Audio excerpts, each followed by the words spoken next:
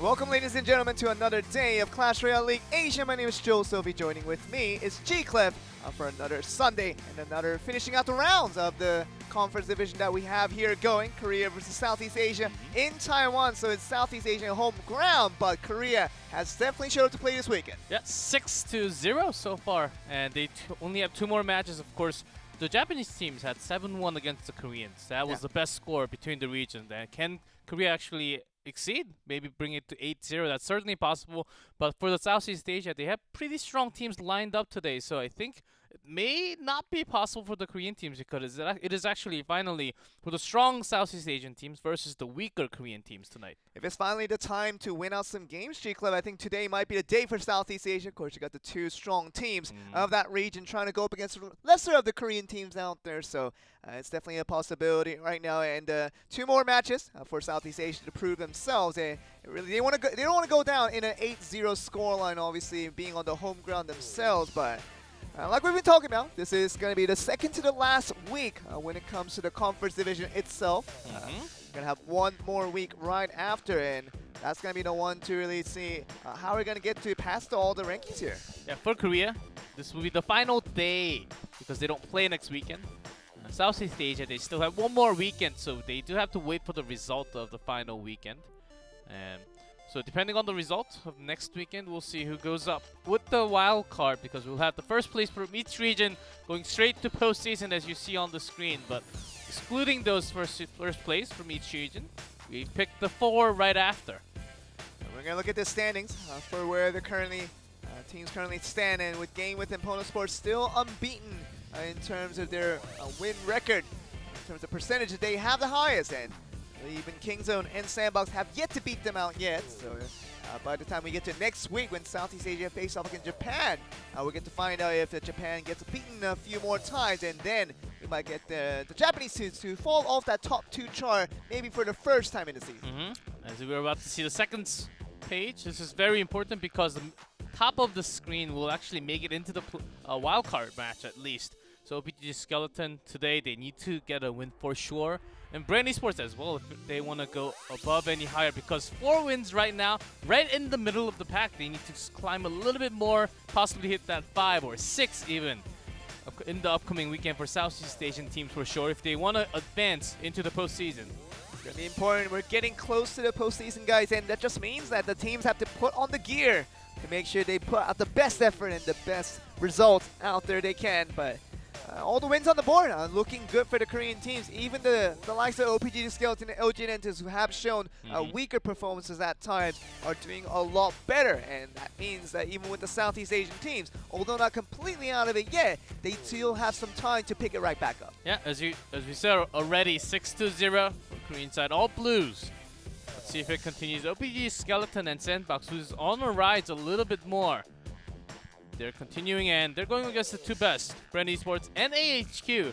They have lost already against the Korean teams, but I think they got a very good idea how the Koreans are playing after adapting a little bit more against the Japanese last weekend. Yeah, and they're doing a lot better recently, and I think Sandbox especially, they just don't know how to lose. After that few losses that came in the earlier parts of the season, they've gone through basically weeks 4 through above and really have not suffered a defeat of any kind, and even the sets they've won pretty convincingly, and shown that Sandbox, if they can keep this run going, they might outdo all the Japanese teams that we've been hyping so much about, and might just become the best team in the league. Yeah, after just a few more weeks, it all comes down to the postseason, and even bringing up someone new, Shinchu, who has not been playing for such a long time, only in 1-1v1 and maybe 1-2v2, and it suddenly appears beat possibly the best player from Japan, Mick and Booyah, and he goes down. And suddenly, Sandbox, they keep their rise because they were dropping the ace match sometimes, but right now on a 6-win streak, that's amazing for the team.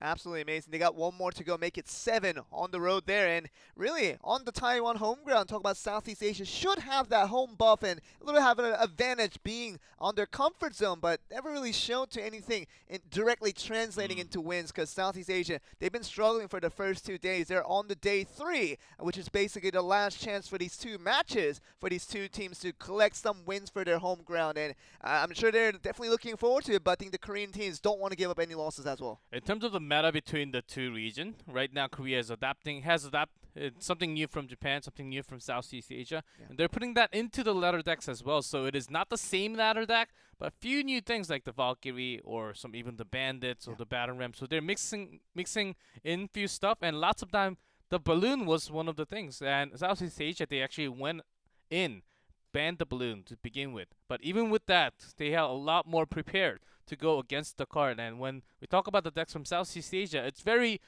ladder focused deck. We don't really see crazy new cards happening, so I think that's the reason why they have been suffering in 1v1 especially. Just really adaptation was the key word there. I mean, the Korean team started off a lot weaker. I mean, obviously going against Japan, doing poorly on the away ground there, and really showed that they need to pick things right back up. They need some time to practice and time to prepare and time to get better at things. And you know, Korea definitely did. They've gotten better over the weeks, and now at this stage might be one of the strongest, if not the strongest region we have right now, because it seems like Southeast Asia really doesn't have any answer, despite the fact they've started off so strong in the conference division. If Sandbox is the only one that can actually go higher than Bren Esports right now at the moment, then even game with possibly if they drop everything coming against Southeast Asia next weekend. But for the first team, we do have OPGG Skeleton from Korea, Dabong TV, Uichan, Sungwon, Charshu, and even Jin TV is on the roster. There we go up against Bren Esports. We thought they were the best team in Southeast Asia, but they have been falling and dropping and a little bit shaken, if not to say anything. And Detective Eka, Noam Side, Chief Clan, and Jai, all 4 players we've been pretty hyped about, except Chief Clan coming in as a new addition midway through the season.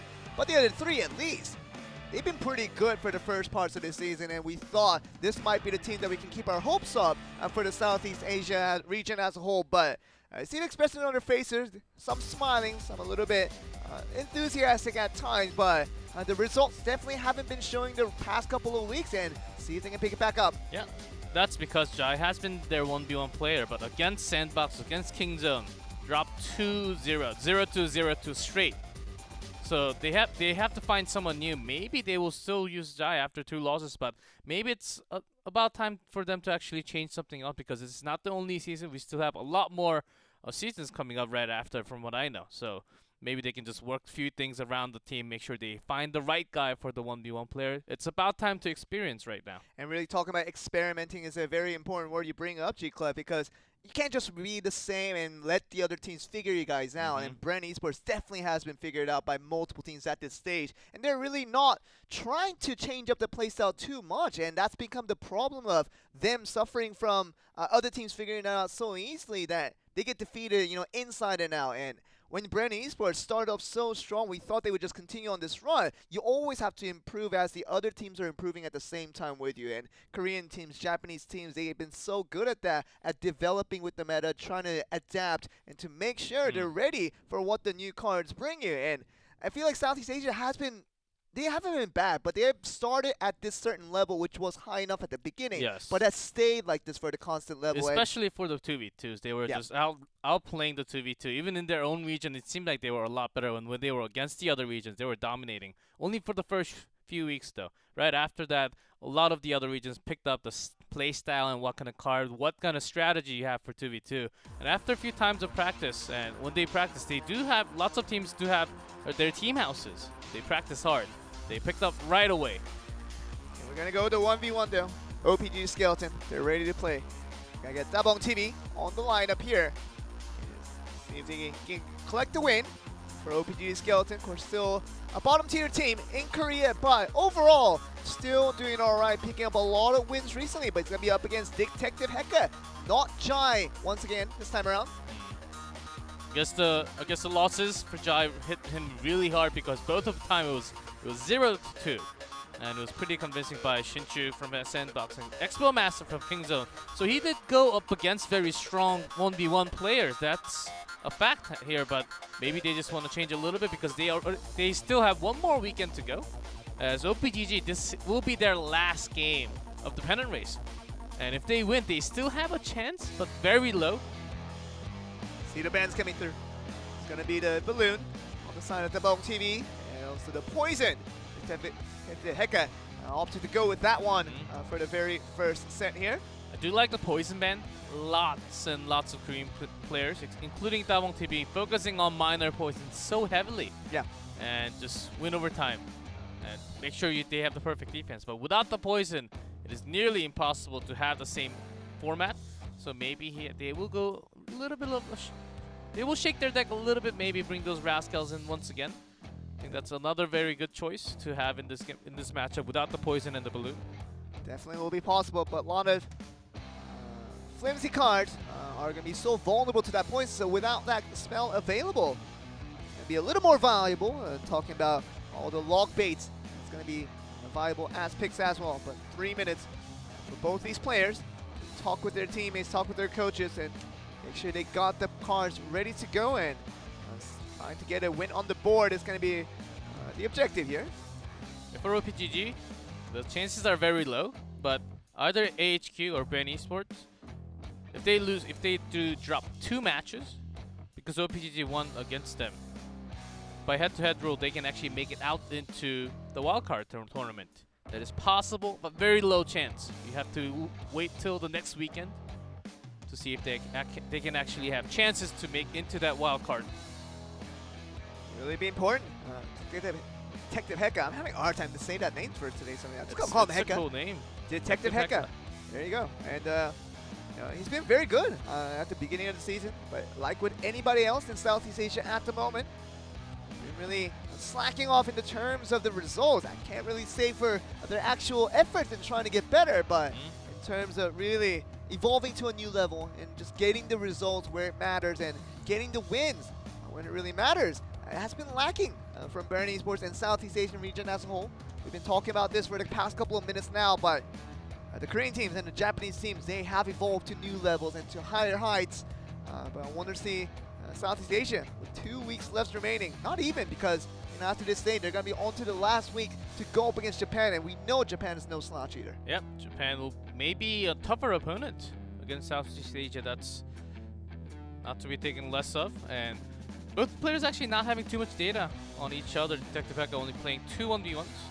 And Dabong TV only once against 10 Gods, so he did have a pretty tough opponent as well. Really about, what we're going to get. 1 minute left for both these players now. It's really interesting because I feel like Kingzone Dragon X and talking about the Sandbox out there, all these strong teams from Korea. Now you're kind of expecting them to win over the Southeast Asian teams, no matter who it is. Even if it's Bren Esports, I still think it's a possibility. But this team like OPG, the Skeleton, we haven't had too high of an expectation for this team whenever they go up against anyone. And talking about it from Japanese region, from Southeast Asia, even against their own regions, against different Korean teams, OPG, the Skeleton, and OG Entus, we're expecting bad things from them because that's what they delivered, especially from the earlier weeks. But goes to show you that the whole Korean region evolving as a whole and just really getting better altogether. Now it just makes OPG Skeleton look like a decent team when compared to everyone else in the league right now. Oh yes, and if you have not been following up too much, just from this, say that OPG Skeleton, they lost against all the match against the Japanese, against Ponos, Fab, Detonation, and Game Win. So if they can actually win against AHQ and Bren Esports, who they are matched against today, that will kind of show you how strong the regions are, because OPGG, they lost everything against the Japanese. They won somewhat against the Koreans, but so far they're winning against the Southeast Asia, so you can kind of level where they are by each region. And it's really interesting. Can Southeast Asia come back to become a strong force in the league, in this Clash Royale League Asia?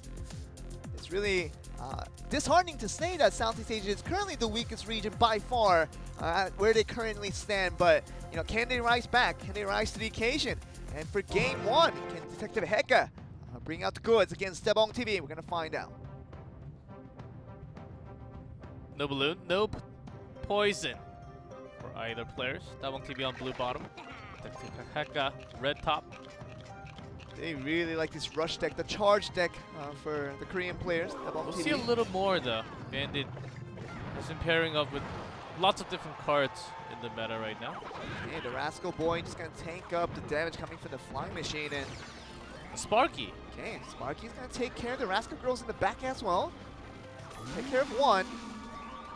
It's a little bit damage, but it's not gonna be too much crucial. And let's see, Royal That's Ghost. the arrow. The Wow. perfect response. Hey, the Sparky, how's it gonna be taken care of? Okay, Dash from the Bandit, but the Bandit gets deleted. one charge. Oh, very nice, and that freeze is gonna be obstructed right there. Detective Eka shakes his head. Just enough damage from the log. Yeah, 4 elixirs lost there. Nothing coming out of that one. Sparky seemed quite healthy for a single log.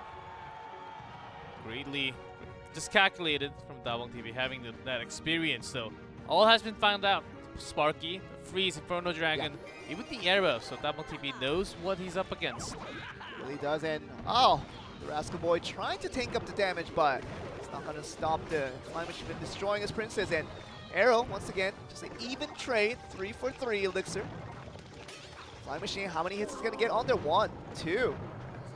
Not bad, but definitely has taken more damage himself, so and he has to use more elixirs as well. Now it's a little bit even, but you know, Dabong TV, I think he's a little bit uncontrolled on what to manage out of this here. Well, we do have the 8th card from both players, but I think Detective Heka, if he wants to bring this around, he really needs to connect the Flying Machine into the tower at least decent amount of damage every single time, because that Royal Ghost will be very strong. Infernal Dragon is going to be the last card from the side of Dabong TV. Detective Heka trying to get the Flying Machine out there and get a decent amount of damage. The Graveyard now being the last card revealed. Rascal and the does not freeze is freeze happening. the Rascals. Oh my goodness. None of them. Nothing. Nothing coming out of that. Literally 9 elixirs used for nothing. We like to see sometimes the poison and the Graveyard being a typical combo right there, but when you don't get the freeze onto that one thing that's really destroying everything that's summoning out of that grave, and it's going to be doomsday for you guys. So Dabong was kind of expecting that to come out with the poison ban. Even Inferno Dragon locked on the Sparky, that's going to be gone in seconds. That's a 7 elixir trade just to make sure it's out of there. And 1040 to 1982, 1256 on the right side, mind you. So that's going to be one thing to keep in notice, and Sparky is definitely going to attack the right side here. Okay, no arrow coming from that Goblin. He does have the arrow. He didn't really use it for a long time. He's dropping guards, make sure he attacks with the guard on this one. Goblin Gang just trying to stop the attack from coming through, and this time it's going to be the one. Sparky, can he get a charge? He's definitely not going to be able to adjust the log, making sure nothing happens out of that. And the road oh, okay, but the Royal Ghost finishes off on the left side. He's definitely looking on the right side there with the, I felt like the Graveyard, with enough time, could have gotten it there. Nice freeze that time around, but it's going to be Dabong TV with that Royal Ghost in the end. Does the chip damage. It's good enough to get the game number 1. Clean finish. Graveyard was kind of foreseen by Dabong TV that was coming very soon. As soon as you see the poison ban, you kind of expect other of the players to play that Graveyard, and has been one of the favorite cards from the Southeast Asian players so far. 2 freeze mistakes from Detective Heka, which is probably why he's shaking his head right now and confused as to how he could make that mistake twice, and been crucial. It was one mistake and one just being a little bit unlucky with the placement. I think he was just hoping for a placement on in front of the tower instead of the behind the tower, one Rascal. And the log actually did quite a lot of damage to Sparky as well. Never really connecting, but once a Sparky connects to your tower, that's a bad news already, and it will continue, not just one shot. And you throw that any unit there just to body block the shots coming from the Sparky. And it will always be worth it, no matter how much elixirs you use. You just don't want your tower to be the one to take that shot.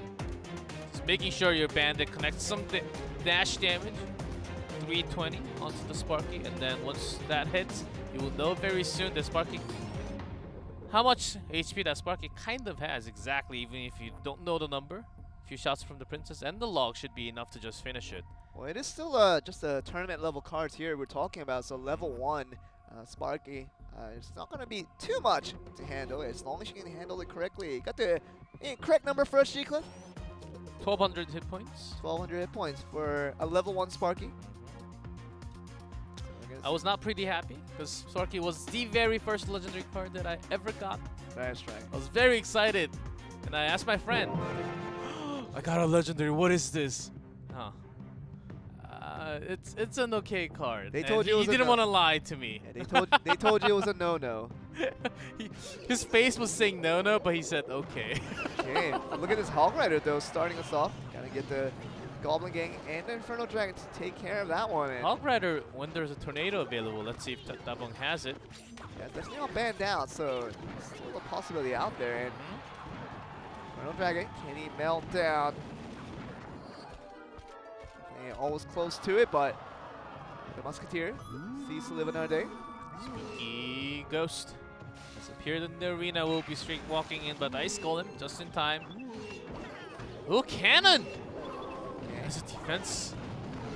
Does work out for him a little bit, but the dash, One dash. comes in. One dash and one hit.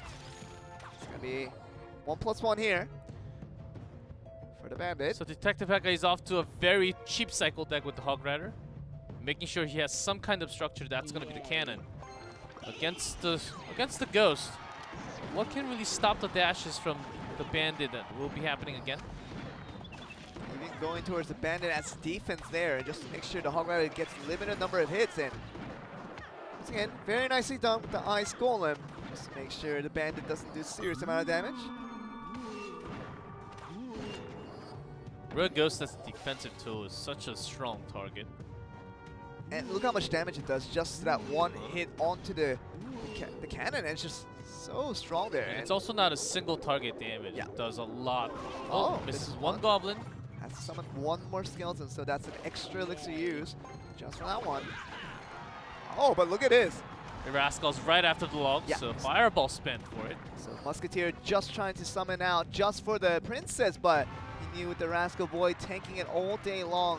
Yeah, Gonna have good a trade for Detective Heka. He also saved that Musketeer for the next one, so not too bad. Cannon, we always forget how much damage cannons can actually do. They do a lot of damage, pretty quick attack speed as well. Predictive log right there, but doesn't get anything from it. Princess just gonna take care of the tower. The cannon is gonna be gone there, and the Musketeer heading Now to the this left. push is pretty strong. 2 Royal Ghosts with the Bandit and the Infernal Dragon, and the Barrel goes again. Two Royal Ghosts, and how we're gonna see this come out. And Infernal it Dragon already connects. at work, and it's already done for it. Wow, that's a way to start off the game here. The Hog Rider just going for it all. There's nothing you can do. The Rascals gonna take care of the business right there. And Dabong TV, he knows he got the win. Not even gonna wait for the time to go out. It's the 3 crowns go over to Dabong TV to get that set 1 victory. Inferno Dragon survives for that long of a time. You know something's wrong with the game, and how are you defending it? Cannon was tough. Maybe if he had something like the Furnace to actually delay it well enough, also have the Fire Spirits to do damage. I think that could have been a little bit better. Cannon not really too effective in this case. Just feels like Dabong TV had all the defensive answers to the strikes that were preemptively caused by a Detective Heka altogether. I think Detective Heka was a little bit hesitant on trying to pull the attacks a little bit too early, and Dabong TV, he had all the answers to it, and every time Heka tried to go for anything there, we knew at the bottom of his pocket he had everything ready to go. Certainly, Detective Heka had something else that we didn't really quite get to see too many times in this league. Like Sparky, the Cannon, lots of the cards that were barely ever played. But you gotta have a deck that works with it. You gotta have all the synergy together. Make sure you have the defense so that your winning condition works along with it. Today against Dabong TV, which was heavily countered by the Royal Ghost, oftentimes. Musketeer getting deleted, the Bandit just stashing into multiple targets. It really was about just defense turned into offense for Dabong TV after he got the defense right and really survived most of his units. All he had to do was just add a few more troops in there, and he's going to be ready to go on that offense. And it became harder and harder for Heka to stop that one because the continuous the Goblin Barrels came through, and you know the damage will come over time. And eventually he's going to get the win, and he got 2 wins in a row to get the set 1 relatively easy there.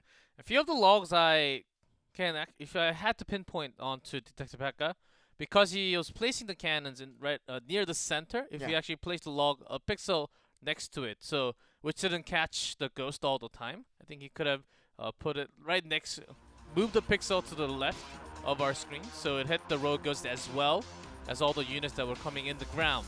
But still, there was the Inferno Dragon as well. It's going to be important here. Uchan's going to be the next one in line for this 2v2. OPG Skeleton want to get some wins here, and step 1 went very cleanly for these guys. And 2v2, are we going to see the same thing come through? Because Uchan and whoever his duo teammate might be, we're going to find out very, very soon. See if they can get another clean victory for them once again. And OPG Skeleton winning out against Bren Esports would have been unheard of course, earlier in the season, but now in week 8, it's seeming like everything can happen and just everything is on the line. And Korean teams in general, including OPG Skeleton, look a lot stronger. Yep, it is going to be Uchan pair up. And Uchan has been pairing up with Sungwon and oftentimes with Charshu as well. 5 and 5, so they played 5 games, 5 sets of each other with each other. And Noam Sai, usually the 1v1, but moves on to 2v2 this time. Oh, and he's gonna be with Cheek. Look at Jai sitting in the back there. He's not even gonna play at all. He's on the bench today. Yes. Can't even go into the ace match because the ace match player has to be in either 1v1 or 2v2. Yep, Chief Plan, he played 1 2v2, and that's it. Nothing else, no 1v1. He came into the roster, I believe, in week 5. Yeah. It's going to be really interesting because Bren Esports, I mean, they got the change on and thinking like that was also the right way to go. And Chief Glenn played 1 set, basically, and lost that set in the 2v2. See if he can coordinate with No Aim Sight once again. Yeah, that's because No Aim Sight, when he played the duo 2v2, he was paired up with Detective Pekka most of the time. Maybe they want to try something else, as the other duo was Jai and Manny Knoxville, who also had a little bit of a change. Manny Knoxville actually going to the ace match as well. But we do have the Golem ban. What does this mean, Joe? Is it going to be Lava Hound all over? Hey, Lava Hound is definitely possible out there. Even a Giant is going to be out there as well. I think talk about 3 Musketeers. The Elixir Collector's still there, so anything is still a possibility. But, you know, we talked about Golem Push being basically the strategy in 2v2 ever since week 1. And that really hasn't changed until now, until the introduction of the Japanese meta. I'll talk about throwing that Goblin Barrel mostly for damage, chip damage all throughout. But other than that, it has been all about the Golem. So without it, the card, what are they going to play? Look at OPGG right now. They seemed quite puzzled with that Golem ban. Okay. For the last 10 seconds, they were saying, "What? Really? What's happening? Do we really have to switch all the decks out without the golems? Maybe put in Pekka, maybe Giant."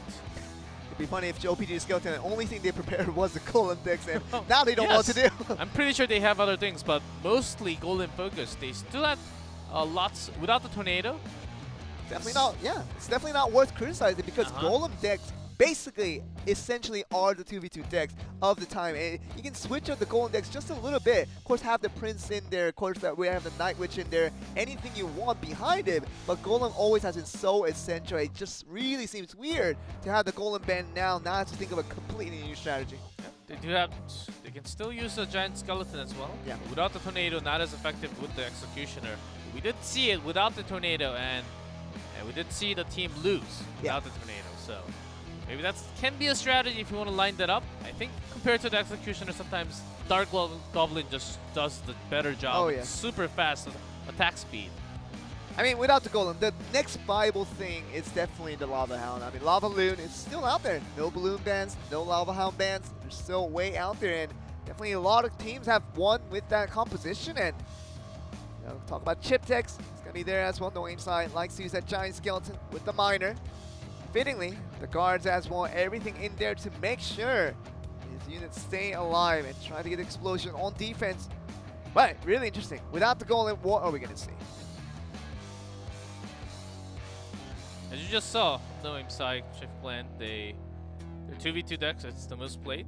For Chief Clan, it is the kind of the only one who's ever played. No golems for them though.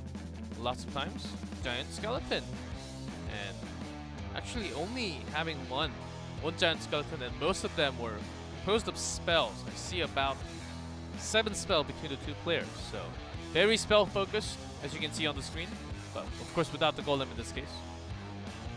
Chiefland, he has to make probably a good debut now. You know, the debut that you lost, that doesn't count. You have to get one victory under your belt, and he does have only a few weeks to get that done.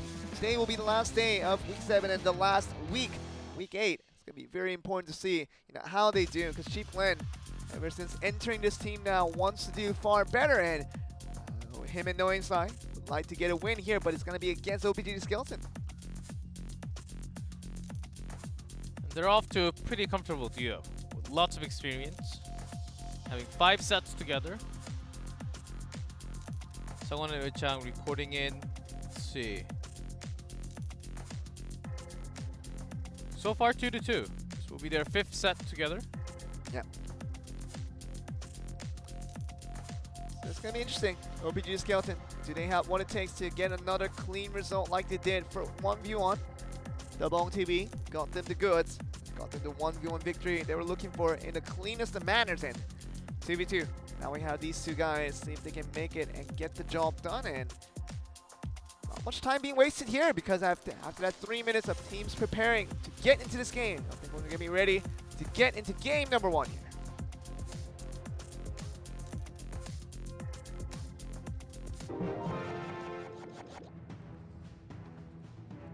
Another thing with these bans, what they can prepare is the barrel ban. Barrels. And they can continue to throw them just like what we saw last week from all the Expo. It's not the first time, but did not work too well. Okay. I see the Miner just trying to take care of everything in play, and still very nicely done there. And even the Fireball helping out with the Miner there, takes no damage from the Expo essentially. Ooh, it does work against the Lava Hound perfectly. Only the Dark Prince in the way. Tesla already blocking it pretty well. And the Tesla is going to be targeted out by the Mega Minion there. Do they have another Tesla ready to go? Oh, locks onto the tower, does straight damage now. Hundreds. Gonna do a little bit of damage, but the Lava Hound is still so safe. This Electro Wizard, it's not going to be here for play. Zap just helping out. Flying Machine also doing a decent amount of damage. We'll be going down to the poison, but already did thousands of damage, down to 866. A desperate Fireball to make sure to cut out the lights, and the Lava Pups out of there, but still did incredible amounts of damage with that Flying Machine we're talking about. The Mega Minion was alive as well. 866 on the count now. That's the thing, Expo is pretty strong, and over the time it will do a lot of damage, but against so many spells, it's not quite effective. Even if you can block it with the Tesla. See a little bit, as Tesla is supposed to block it, but Expo was quite placed a pixel closer to the bridge in that case. So it could have been placed a little bit further to make sure it keeps the distance on, and otherwise, we're seeing this now, the Abruptive attack with the Miner. Coming in with the poison as well. Yeah, Uchan and Chongwon, they basically already know. Look at those fireballs. Of course, didn't really connect. Did not connect to the maximum, but they already know. 242 in the poison range with few more damage, and already in the poison range with a fireball range. Few of the spells will just finish it. Zap and Log just finishing it off with that 4 elixir trade once again, and Flying Machine just ready to take home the goods, and Tombstone, so easy. Get the damage on. We're gonna get the damage done there. Very easily done with the poison. Yeah, now it's even easier because they've been attacking one on the left, but they have the tower down, so OPGG, they can place it right next to the Expo, which is terrible for Bren Esports. There you go. And now it has to go for the right side. They have no other choice. Everything is here for them, but you're in this situation. What are you supposed to do? The poison already getting down the Expo in time, man. So the 1,400 damage on the left side basically wasted for Bren Esports. Only having 15 seconds. Not even enough for the Expo to take it down. Look at this. So much damage being done to the Expo. Just standing still here. Even the Miner and the Flying Machine just making sure everything goes out in a touch. And that's going to be a clean GG as Ichan and Sungwon. Very, very nicely done there as they get their first game win on the board. It is not the first time we saw the Expo, and it was kind of the same thing with the Golem Band. You expect a Lava Hound, so use that as a tool to have the Expo, which didn't work last weekend. They're trying it again. And that was also the Korean team that actually tried the Expo too. I don't exactly know if it was OPGG Skeleton. I think it was OG and Entis actually. They're trying the same strategy that was already used a weekend ago. We know that, using the Expo, the toughest thing that comes along your way on defense is always going to be the Golem. The Golem is so hard to take care of, especially the rotation when it comes to cycles that fast, and just can't keep up. And Expo, every time it's thrown down, once they know it's going to be there, the Golem just puts it right in front of it, and nothing you can do there. And just goes to show you that Expo, with its wide range, only can cover really a limited space of distance, because you have to talk about anywhere you put the Expo down, it's going to target basically the entire field of your opponent. So anywhere you put any type of unit, it's going to be distracted until it times out and even gets destroyed by the units from the enemies as well. I think it was an old strategy. They had some chances, maybe against a Barrel Rascal deck they have been facing somewhat. But against the Giant, against Ghost, against all these cards, it's really tough because of the poison and every other spell that's also available. So I don't think Expo really works in 2v2. We've seen it on screen so many times now. They tried it once by banning the Golem, thinking that they went air. They did go air. The opponent did go air with the Lava Hound Flying Machine and the Mega Minion. Even with those shots from the Expo, they couldn't really keep it up against so many spells. You can't really block the spell. There you go. That's why you make the spells so much viable in 2v2s. And with the timeout being called by Bren Esports, they need an extra minute to think it over just to make sure this isn't the last game. So they can pull it through. But I have a bad feeling about this G-Cliff, where OPG Skeleton, I feel like they have this in the bag, and it feels like Bren Esports, they just don't know how to provide the answer for it. They were one of the strongest 2v2 teams, as they said. We just do a lot of tournaments, even local tournaments, with 2v2 only. So we are ready for anything that could come up. But over the period of time, a lot of the other region has picked up all their skills, a lot of their strategy, even newer ones. That's right in the meta right now. They're struggling. One more game down, they will lose the match. That will be right. We're going to see OPG Skeleton not be called the worst team in Korea anymore. Just might be, but that doesn't matter anymore, because the entire Korean region now has become a better region as a whole in terms of performance and result. It feels like OPG Skeleton, they're ready to take home a clean victory. If they can get another win, they will take home the series and the win against Bren Esports. Yes, certainly. They can continue their way. It is still possible for them to go, because a lot of the Southeast Asia, they are up against the Japanese teams next week. We're going to see this card here. This is the Japanese meta we were talking about earlier. Is it going to be the same, very similar game number 1 from a PGG? Very, very similar, as you say, but it's going to be the Inferno Dragon. It locks onto the Mega Minion first, so the Lava Hound actually does a little bit more damage. Even the Miner will do the same. So this is the Japanese meta. Double the Rascals. Double Rascal. That's so greedy. I don't know if that's going to be worth it in the end. One log will take so much value off of that card. And even as that does so much as well. Because OPG Skeletons, they did have the log in game 1. If it's the same one, they should have. They don't even need it anymore. Oh my goodness, this is a huge value. 10 elixirs used. Summon both Rascals out into the party. And now Uchan and so on, they're absolutely just abundant in elixirs right now. They can do whatever they want. I wonder if Noise and Chief Glenn, did they have the answer for what is to come next from OPG Skeleton? Barrels. Maybe the Flying Machine doing so well. So they're willing to take little damage and trade it for better all the time. You do want to send your Miner sometimes to just take care of the Princess. It will just do straight amount of damage. And Poison not connecting with the Guard Gobbling yet. Okay, we see no log from Uchan and so on quite yet. That will do justice for No Inside Chief Glenn, which is this is all about baiting out the log essentially, and if you can't do that, then the Bren Esports might have a good time with this, because just because of the composition, this looks a lot better for this team. So even a Zap and the Flying Machine at the right time, because that was going to be somewhat significant amount of damage, at least few hundreds in there. The Goblin Barrel comes through once again. Do a little bit of chip damage there. Now gets ahead, 11:59 to 9:25. Again, laser locks onto Lava Hound. Rascal being played there. Poison. Have to Double use the a torch. poison. Yeah, that's the 10. That's going to be 8 elixirs used just But for still two doing poison. somewhat a lot of damage. There you go. And the zap. Only a zap, no log available for sure. OPGG, they have been just struggling to find something new. Just blocking with a zap is just not enough, taking at least few hundreds every single time the log is thrown down to the bottom left. Yeah, that's going to be very important because Rascal is still helping out so much. And should be thinking about the push to the right side already.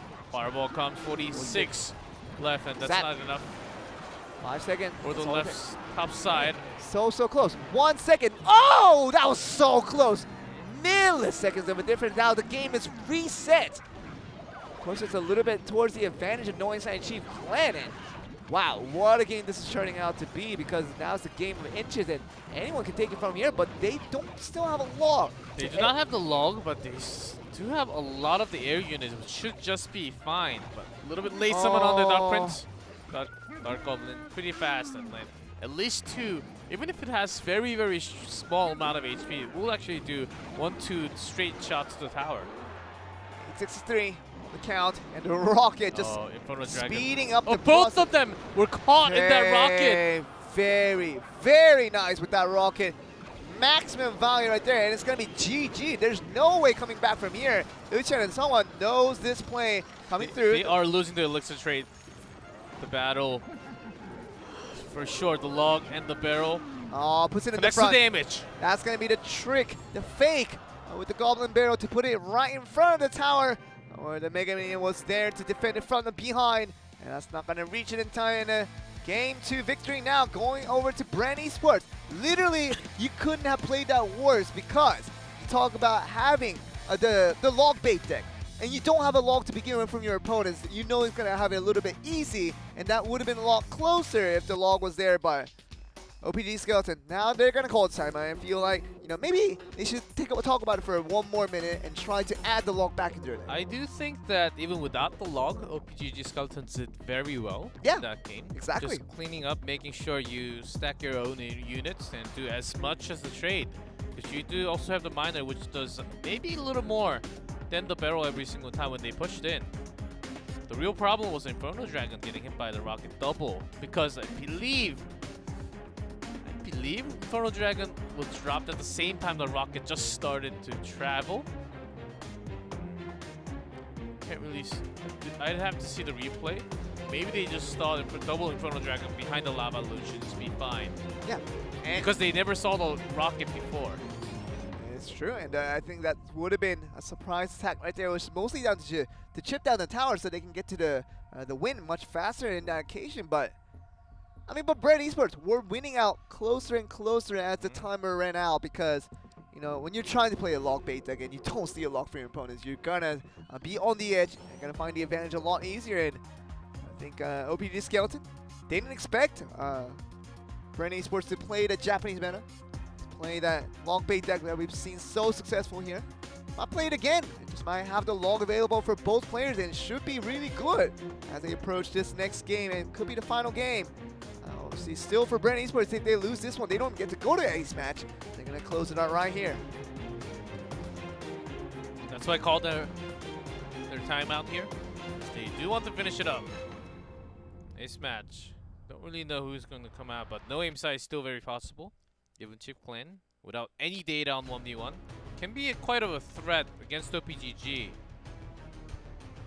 For them, they can also have someone without any data, but oftentimes it is just Jin TV for their 1v1, who is the 1v1 player who did not play today, so they cannot have him on the ace match. So they don't want to go all the way there. They want to finish it on this 2v2.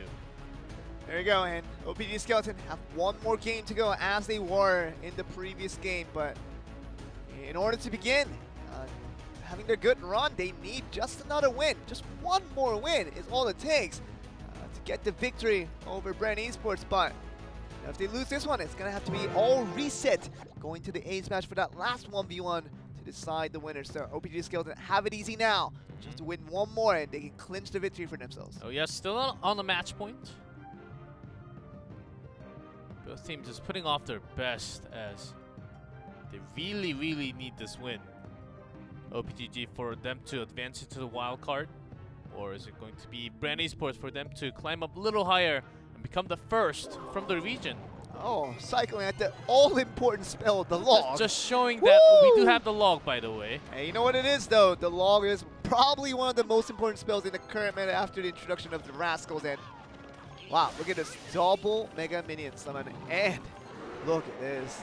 Lava Hound just ready to play. Electro Wizard is slowing them down a little bit. Chrono Dragon does lock on. And a cannon cart. Here to just whip out against the Dark Prince. Doesn't get much of it there because it's We'll just get a charge onto the tower as well. Yeah. So it's very late on that one. Bren Esports could have gotten a little bit earlier on that arrow. In the end, he's the one to really put down lots of damage. 1290 already on the count here. Compared to it, much of a damage here as just wanted to see what happens right after. Just trying to cycle out OPGG's cards. Risky playing. They're playing with fire, Bren Esports. If that Dark Prince got one more charge, they were just relying on the Princess Tower to do all the work, but could have been much worse, but thankfully, nothing happens on that one. Bren Esports, they have to be holding Tesla. Okay, it's great against Lava Hound, by the way. They have to be holding in another card that should be pushing in with them. So far, none. Only the Ice Golem was certainly not enough to push all the way against in the 2v2. Tesla is literally the best defense structure against the Lava Hound combo. Oh, the Mega Knight. This is what we've been waiting for. And the cannon card right behind. That was the thing hiding right behind it. It is, I think it's in range, maybe? Yeah, now it's in range. Now it's definitely in range, and so much damage being done. Look at that! Look at the damage. Holy smokes. It's destroyed, but the tower is gone just as well. Okay, see?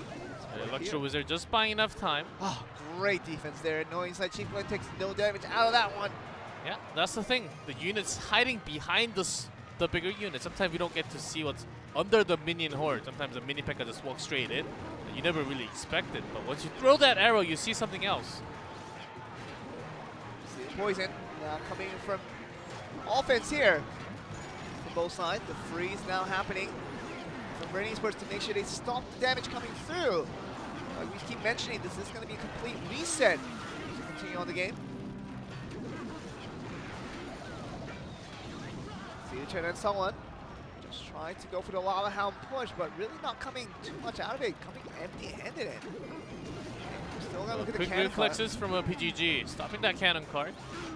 Get that tombstone down, and it's going to be fine to go for the time being. And this charge, how much is going to get done? Stopped by the miner, but Miner defense. Miner gone already. You see the double Mega Minion. Okay, Mega Knight. This time without the cannon card.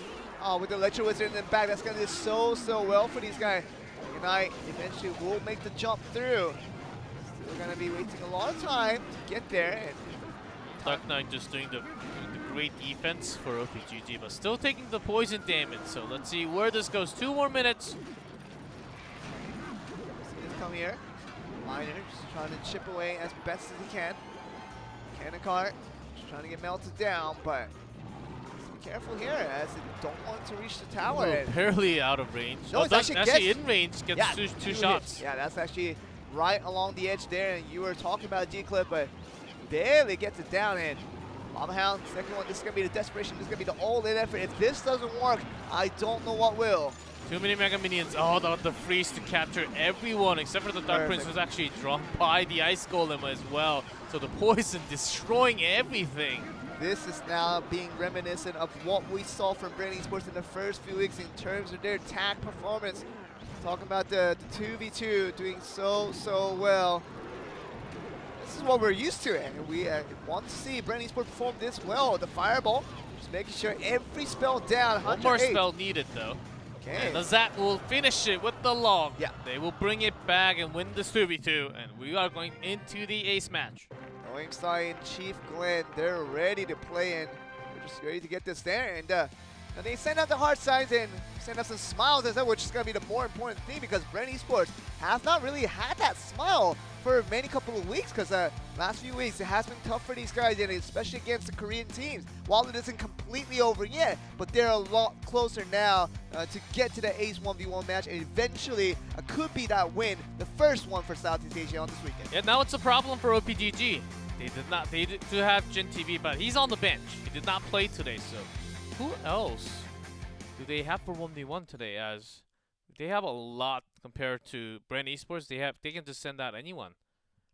And it could be for Bren Esports without Jai. Who is going to be? I mean, we talk about Noim Sign being an option right there, but we talk about Chief Glenn. It's not going to be the most trustworthy just because he hasn't had much experience in it. But in this all-important match where you have to win out in the set to give your team the win, I think Chief Glenn will be out of the question there. But who else do we count on now? I mean, we're looking at multiple players. Could be just anyone on the field, but without Chief Glenn, is it going to be Noim Sign? Are we going to see Detective Heka back again? Because his 1v1 has been a little bit disappointing today as well. We'll have to see. This Expo deck from Bren Esports to poorly game 1, and OPGG how they handled it with their own air units. Quite impressive. Game 2, bring it down, but I wish we get to see that rocket moment, which will be coming very soon.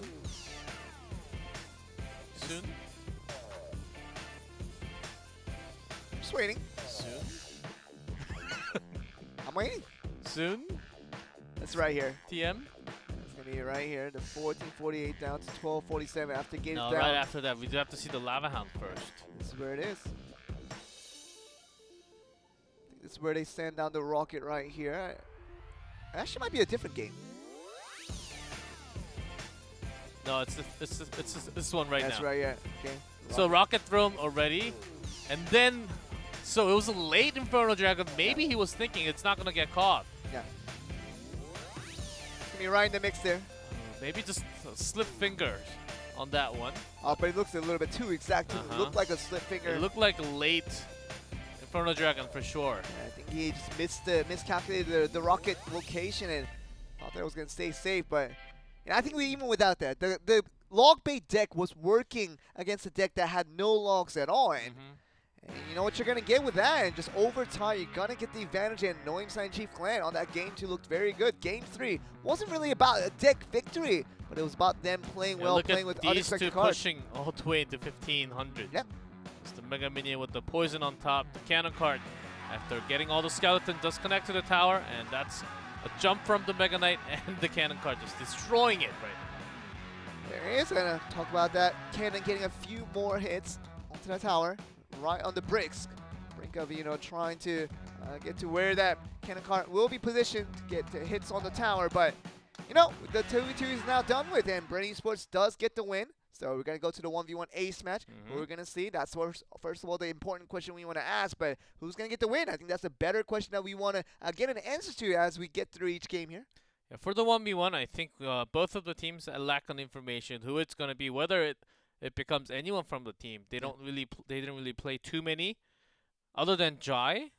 All of the other players who maybe in the ace match played 2 or less sets of 1v1. So they're not the main 1v1 player for the team. That's the thing. Lack of data. Maybe it just comes to who wants to play, who's feeling the best. Can you really do it? Well, sometimes it comes to the time the coach or the manager just asks, who's feeling the best? Who do you think who is feeling confident today? You're up then. We're going to find out. We're going to find out as long as we get to the screen. Dabong's going to be back out. Spectacular 1v1 performance by him. 2-0 against Detective Heka. So definitely, if he sees Detective Heka, he'll be all smiles. Thinking like he can repeat that process once again and get the win on the board, but just needs that 1v1 win now. Dabong TV wants to be the guy to make sure they bring OPG Skeleton to win here. But who's he up against? Chief Glenn? Yes. Wow. With 0 data. 0. Oh. None. No games of 1v1 played before. He was new. He's the new one. Played 2v2 today and 2 weeks ago. That's it. Basically, he won his first set of Royale League Asia just a few minutes ago. So we have no idea what his playstyle is on the 1v1, what he likes to play, unless you have some other information from the community or something. But this guy, in terms of competitive, no data whatsoever for us. I mean, we've seen situations like this before where no data players decide to play the 1v1 ace all of a sudden and absolutely get creamed. We've seen that part of the story as well, but on the other side, it could be just this secret weapon that Bren Esports has been preparing for all season long, and now it's ready to play him just to make sure Chief Glenn goes unnoticed and gets the win in the most unexpected manner. But can we see that? Are we going to be able to see that? It did happen. Expo Master and Lamp was suddenly in the roster. Came in, defeated Expo Master 0-2. Went all the way to the ace match. Of course, Expo Master did get their revenge. But at the first set, he was basically destroyed because he had so many data on him. Even Lampo was using the Expo against the Expo Master. Yeah. Worked certainly well. So without the data, that's something that can be quite dangerous for the opponent who already has revealed some of his data. I mean, Dabong TV, I mean, he's got decent data under his belt, and they kind of have an idea of what to play. Bans coming through, the Giant and the Rascal. Now being banned away by both sides here. Just saying that no Prince decks, along with something weird with the Giant right now on the ladder. Crazy decks with the Valkyrie, along with the Giant as well. So there are lots of variations with the Giant. That's why we see the Giant banned so many times in this weekend. And of course Rascal. So we won't be releasing any of the top of the ladder decks for sure. Definitely just following on the current meta and the current trend of what the players like to play. But without those cards, now they have to confirm just another deck they want to play with. 3 minutes to decide on that. I think neither cards will really heavily affect already prepared decks they have come to play here. Especially with Bren Esports. If they ban out the Rascal and they get banned out with the Giant, then definitely it's still widely variety in terms of the options they have to form their decks here. Same goes for OPG Skeleton. Still have a lot of choices. Even without the Rascal's Barrel, still possible. You can still bait out those spells. Of course, a lot stronger with the Rascal. But even without the Rascal, you can just put that Valkyrie in. I've seen that work in lots of Grand Challenge decks right now. It's in a weird meta, but without these two cards, they have to really go back to their old forms, think about something else. Like maybe even with the Golem, Elixir Collector with the Three Musketeers, Graveyard. I think Dabong was pretty ready for that in set 1. The Graveyard Poison is still up there, so it's not the most meta deck anymore, but still in 1v1, it can be viable, can be used. Talk about the most meta-focused deck with the Giant and the Rascal now being banned away. It's going to be interesting to see if they're going to go with an absolute classic or if they're going to just go with something that's a little bit newer, especially with the Valkyrie being in the mix, just forming around with decks all around and very flexible in the way you can put that card in. See a little more as how Valkyrie just appears everywhere. Even I've tried with the Expo as well. Didn't really work for my personal games against Show. But maybe in the ladder it works a little bit better. Hey man, if you can't beat Joel with the deck, that means it's not working. I mean, Joel, you're pretty good, at the game. Come on. I know. You're making me blush. I didn't hear that last part, by the way. It's just making me blush.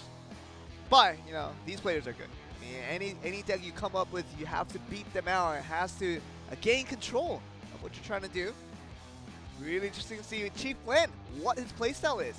That's the one thing we just don't know quite yet. We're going to get a taste of it starting with game 1, but 30 seconds left before the players complete their composition.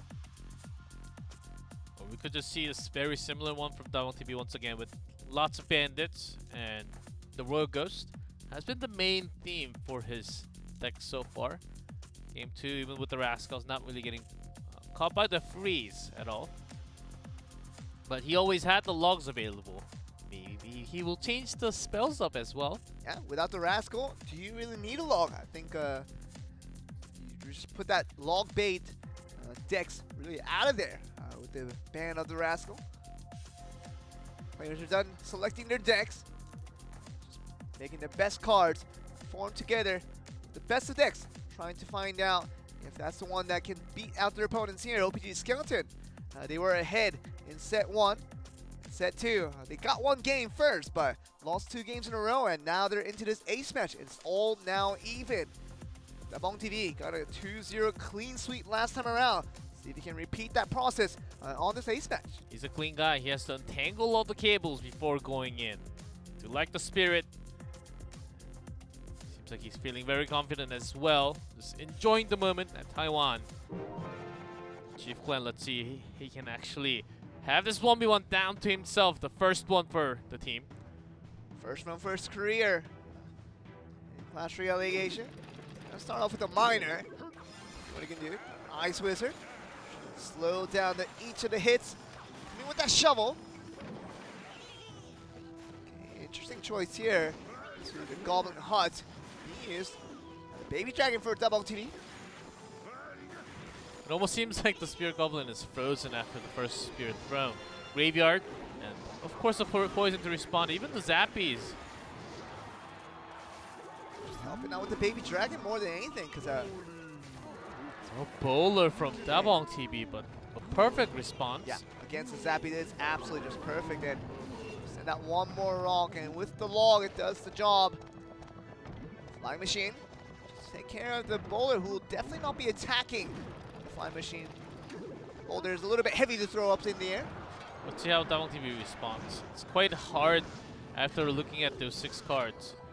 Again, he can't really damage any with the skeletons from the graveyard, and his airs are not really too powerful against all the ground units from Shift Clan. Gladly, he does have the log to pair up, and poison may be doing a little bit more damage, and this Baby Dragon does a lot so far. He's gonna get some help from that poison there, and we talked about it earlier. Graveyard poison still a possibility. Not the most meta anymore, but still many people do decide to play and make it work, especially the Korean players. And Dabong TV taking the initiative to take this one up. See what we can do with it. He's having the slow approach with the bowler. He does have the cycle with the Baby Dragon as well, holding in that graveyard for now.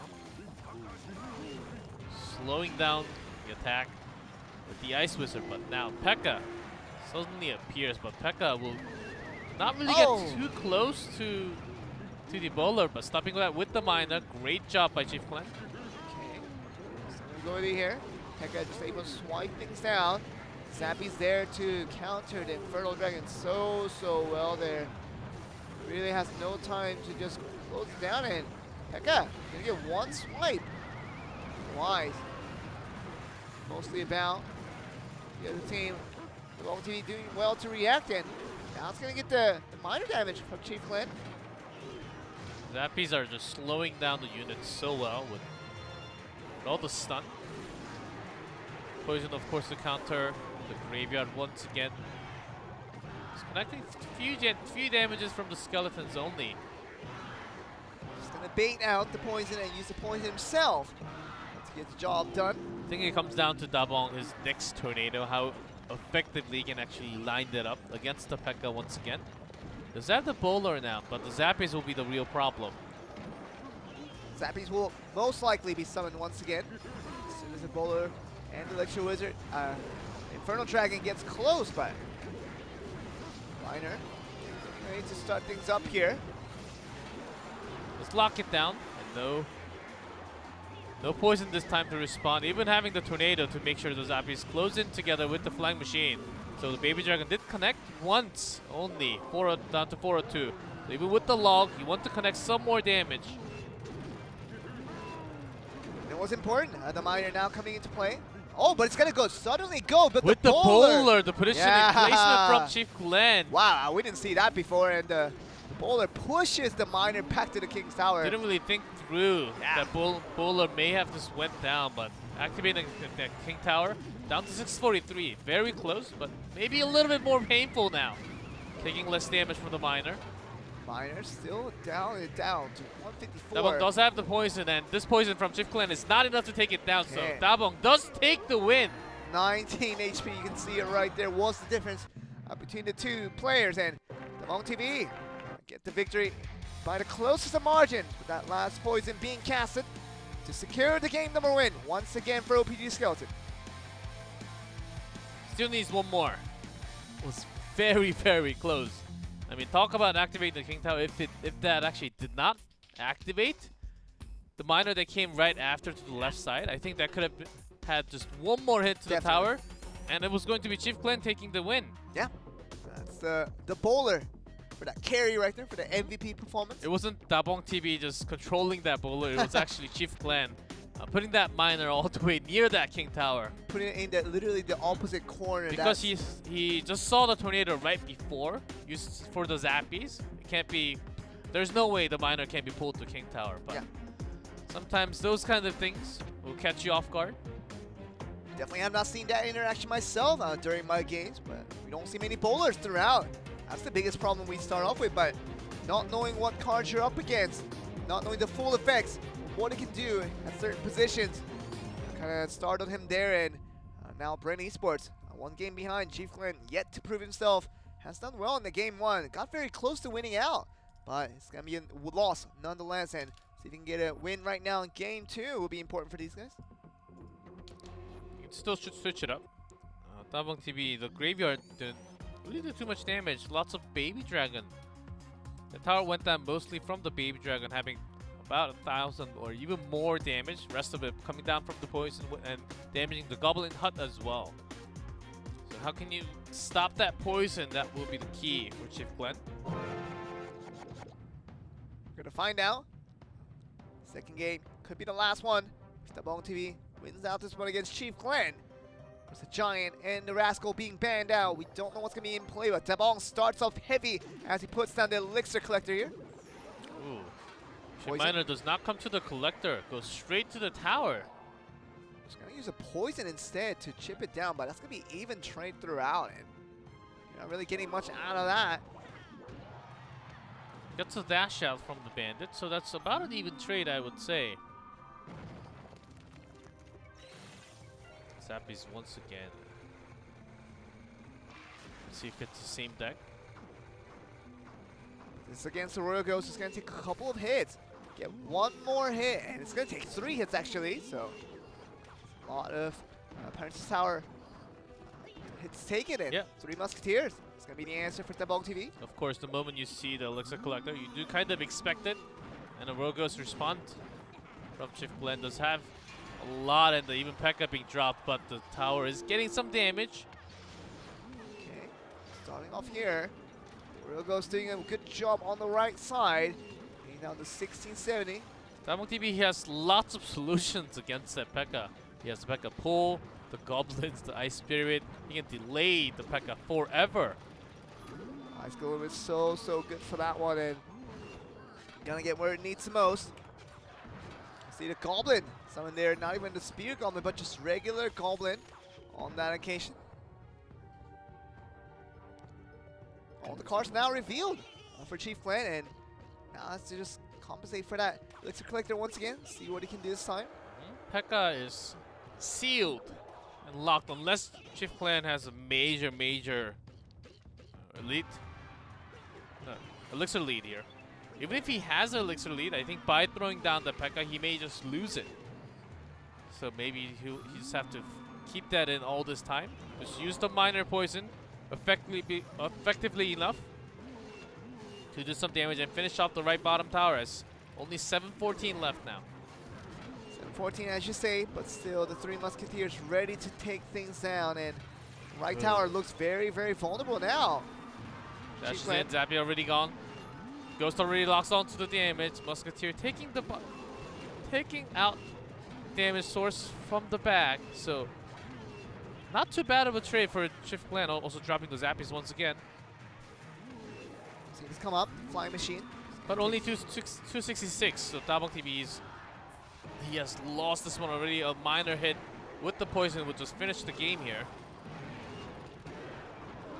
Catch it with the Bandit. Still gonna be a low health, but lock to finish him off, and Chief Glenn now collects his first victory in this 1v1 format.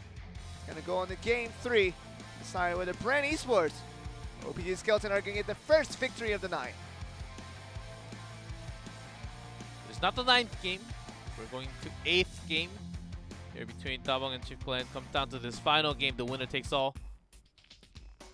We did see some variations from Dabong TV. We saw lots of the thrown ones with the poison, the arrow. And this time switching off with the bandit, the royal ghost, and even having the 3 musketeer with the elixir collector. What else does he have? I mean, you can only save a 5 on your game, but I know he has a sheet of paper with lots of hidden secrets. But how do you actually counter against an opponent with the giant rascal band right now? So that cancels a lot of the strong decks right now in the meta. It seems like, the Dabong TV, I think he's been focusing so much on the charge decks, and with that bandit being the primary source of defense and offense, that transitions over has been good for him. But Goblin Barrel, once it connects, does so well. That graveyard poison really never coming to fruition for Dabong on that previous match. And for game 3, what do these guys have prepared? And it's be really interesting, at least to see the deck composition and how they fare against each other. See, as the minute is up, no timeout for either team because they already used it for the 2v2s. Will be the final game. The winner takes the match win for the team. Let's see who it becomes. Let's go with game number 3, the last game of the night. Especially for OPG Skeleton and Bren Esports. We got one more series after this one, but for these two teams, it will be the one to decide the winner. OPG Skeleton, Bren Esports, who will be the winner?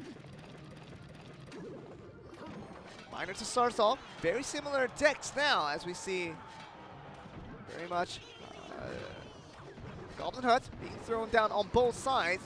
Poison being planted down just to destroy the flying machine and the Goblin Hut. A little bit of time here. Zappy style being used by Dabong TV.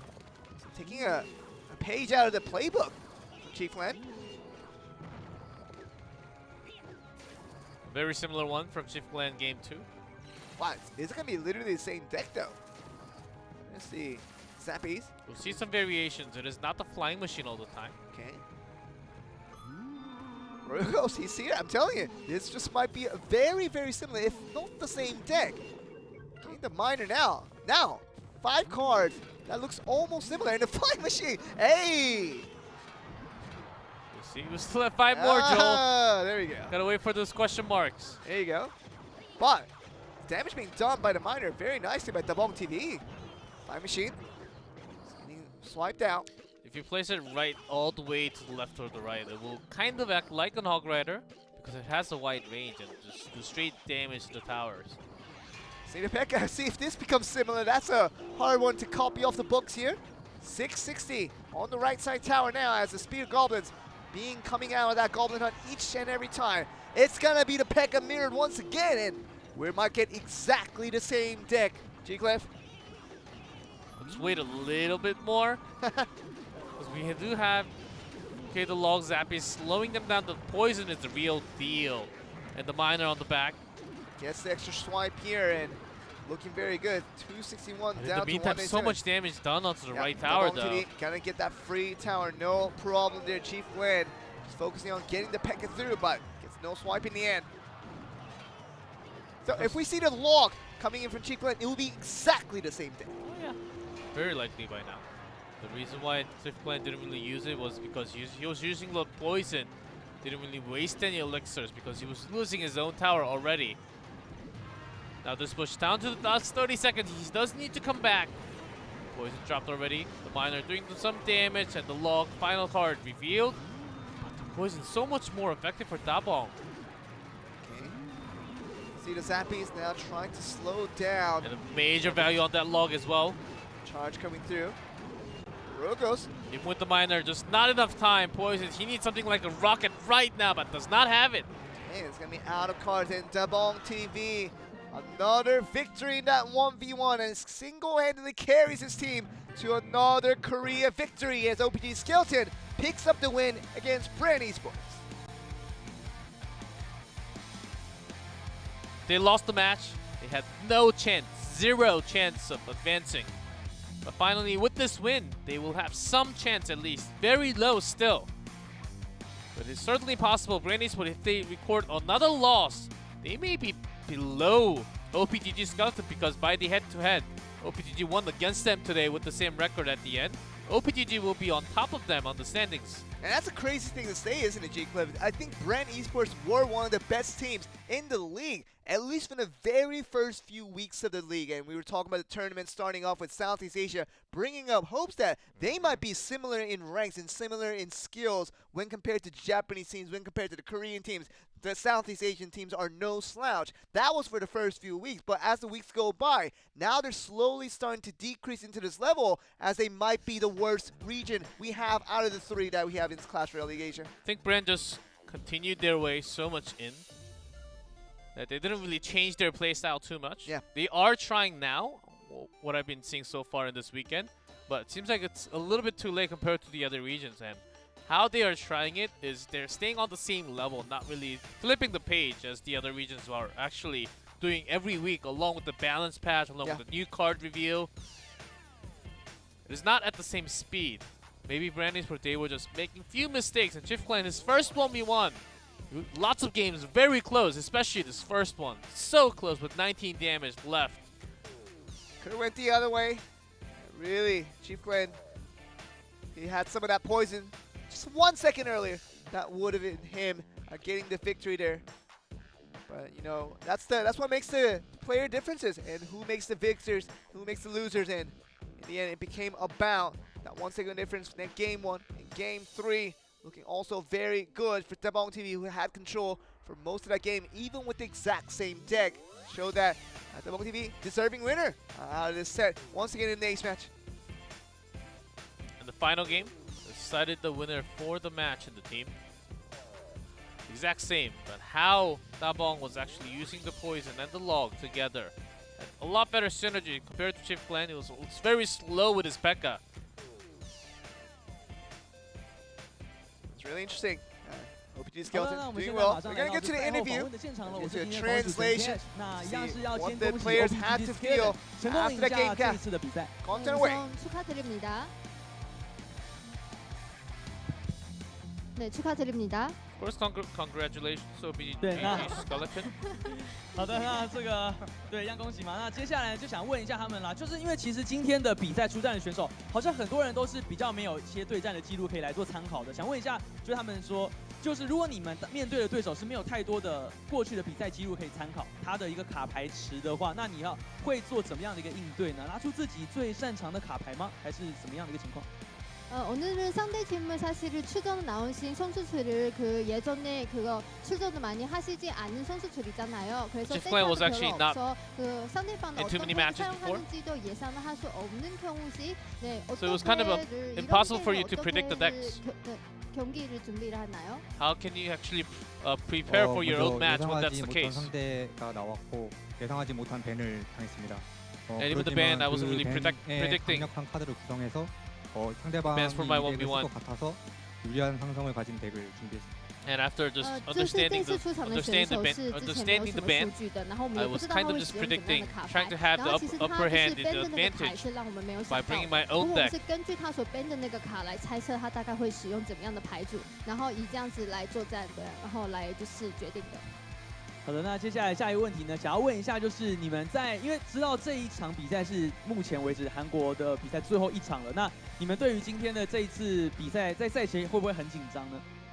이번에는 그거 마지막 경기잖아요. 혹시 경기하기 전에 Final 많이 match? 긴장되셨나요? Are you feeling any? 마지막 경기라서 nervous 끝 at all? 마무리를 꼭 승리를 해서 마무리하고 It 싶었고 was a final match for us. 처음에는 I did 긴장을 want to bring the 하는데 win for the 마지막 team, 에이스 결정제는 그렇게 긴장하지 않았습니다. but I wasn't really too 这 nervous 是 on the 最后一次 stage. 比赛了嘛，所以在比赛之前也是的确蛮紧张的。不过实际上到了最后大将赛的时候，他反而就不紧张了。好的，那接下来想问一下最后一个问题了，就是你们现在对于季后赛有没有一些想法呢？或是最后外卡赛的部分？ 지금 레귤러는 시즌은 지금까지 끝났잖아요. 다음에 와이드 카드나 So it's 그 the end 다음 of regular 시즌이 season for you 있는데 그 다음 guys? 시즌에 대해서 어떻게 준비를 이나 아니면 생각을 가지고 Are you going to 계시나요? prepare for the wild card 일단 match or the next season coming up? 항상 와일드카드에 진출하게 된다면 뭐 You get 특별하게 to go 연습 to 방법이 wild card? 바뀌는 건 없고 평상시대로 준비한 대로 We'll just 연습을 practice what 하면 on 충분히 승리할 수 있을 거라고 what we 생각합니다. always do. And I 就 think 是 that's 对 just 于之 enough 后 for 的 us 季后赛 to 或者外卡赛 continue 的 the 话 league. 呢，然后他们是觉得他们会跟平常一样的，就是继续练习，不会有什么太大的改变。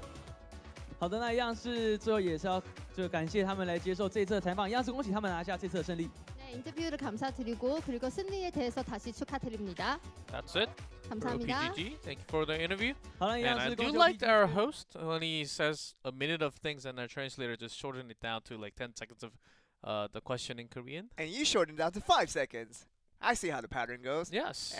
That's fine. I want to be precise. Hey, but you know what it is though. OPG Skeleton looked very good, and Tabong TV had a lot to say. Talked about the preparations coming through, not knowing much about info about his opponent, but still tried to make the best out of what he had. I think that's the right strategy to go with, and he really wanted to bring home a victory, to bring a clean sweep over Southeast Asia for Korea. Now at 7-0 on the record, has one more match to go, and if Sandbox can just continue on what they've been doing, they'll be on an undefeated record from Southeast Asia, and Korea will be extremely happy about that. And even it's not even the home match for the Korean team. It is the away match, and we do talk about the home advantage all the time. Seems like that is totally not there for the Southeast Asian teams this weekend. We're going to go to a short break, guys, and we're going to be back to see this series to see if Korea can extend this over to an undefeated record on the weekend. So we're going to find out after a short break.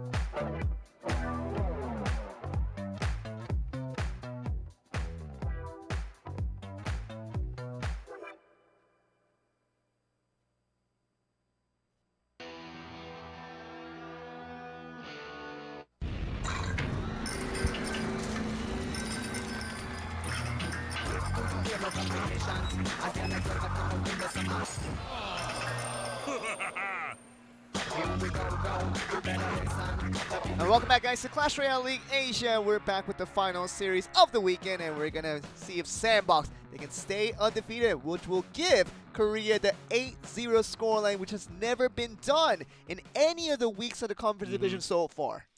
We'll be the first one, and will it be the first one and the only one in the coming seasons or so? But so far, it seems very possible. And this matchup, though, it's got to be the one with the strongest team. Sandbox right now, but on the rise, like a crazy monster team.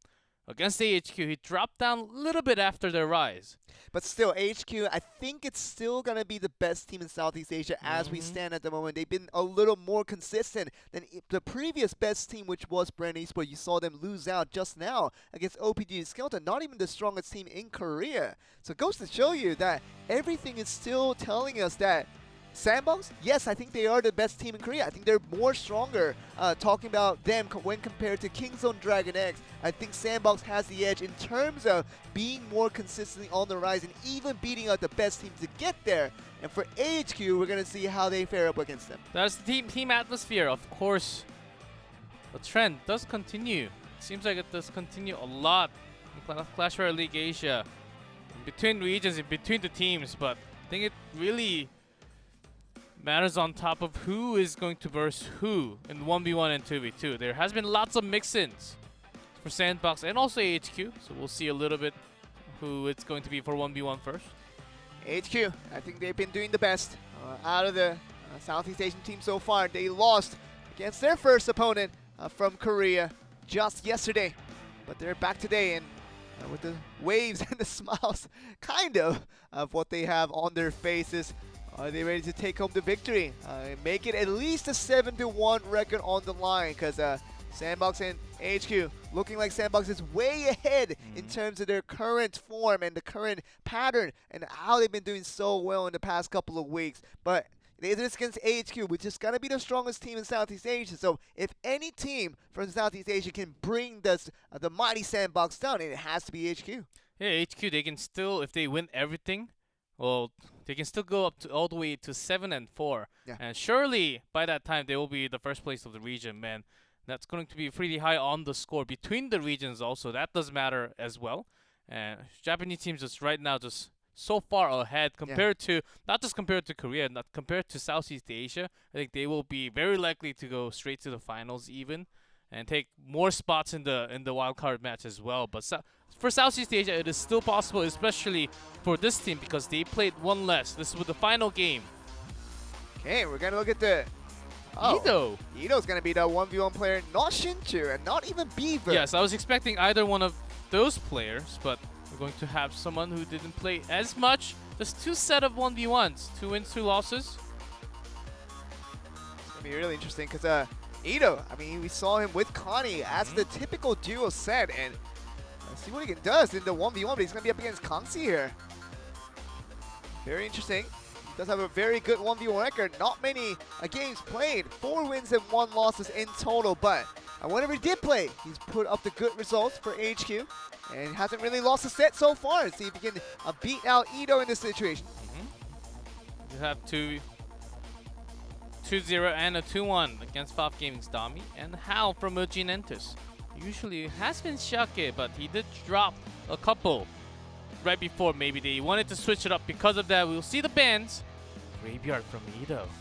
Lots of Graveyard from the HQ. And that has been the trend, so great ban, I would say. And the Minion Horde. Such just an uprising card in the meta. It's become basically a pinnacle of the necessary of taking care of all the units in the defense and the things. But when you're lucky enough to transition that Minion Horde onto offense and maybe put a miner in the back of someone's tower, and man, it can do a lot of damage. And that's why it's become so important that the Minion Horde has become so prevalent that the arrow are now just becoming a common spell to use for many of our 1v1 games. But now with it being banged out, it's not the biggest surprise as we have it so important in the current meta as we stand. Without the minion horde, still minions can come out, and we did have lots of balloon bans. In the last 4 matches of 1v1, actually had 2. Maybe Jerry Sung caught a cold over the day, but that's still Jerry Sung on the left. Jerry Sung with a mask. Jerry Sick. That's what I like to call him. Yeah, we can't hide him with just the mask. There you go. I mean, look at that. Look at all those written on the page. It is interesting. I want to see what Ito can do on the 1v1. We haven't seen him very often playing at this particular option. 2v2, he's been great. I mean, him and Connie, it just has been one of the best duos we have here in Korea in terms of how they perform in the 2v2s. But man, him on the 1v1, it's going to be a new thing that we're about to just witness here. Yeah, not just these summons. He has been playing a lot, of course. When there was only 1v1 last year. And oftentimes, he had his own graveyard. And lots of the beatdowns, which Southeast Asian teams are really good at. So maybe he wants to switch off a little bit, as Rascals, of course, as you will see from the most played deck from Kangxi, is still available. And you see the log pair again.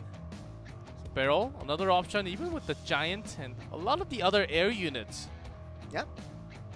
I mean, HQ has separated and cycled around different players to use in their 1v1 scenarios, and now it's going to be Kangxi to be played right here, and I wonder if they're going to be able to get the win. HQ, I think Southeast Asia as a whole, I think just thirsty to get a win on the board against these Korean teams, but it hasn't happened for the past 7 series.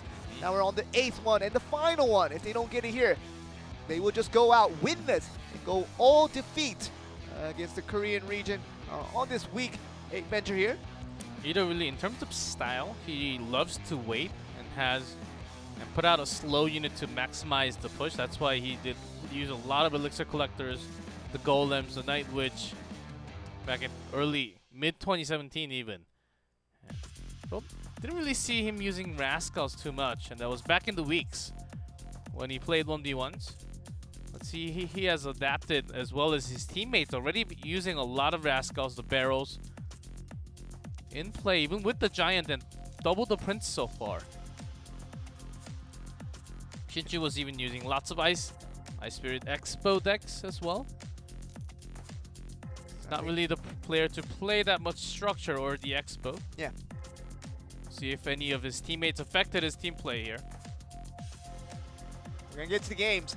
The players already have formed their decks and seemingly ready to go here.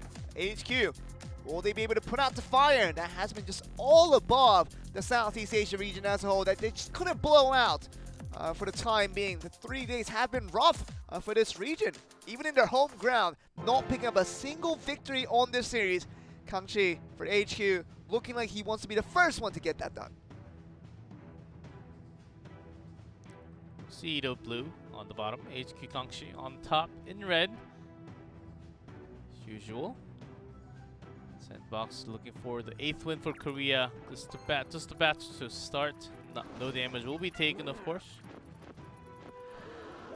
Even the log throws that down, making sure your opponent already knows that. But having too many spells to begin with, it is not the best starting hand for sure. We're going to see this Inferno Dragon. It's not going to be able to reach that with the Furnace used.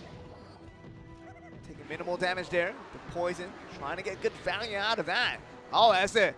And the Musketeer stands right above the poison, so it's going to get good value out of that one.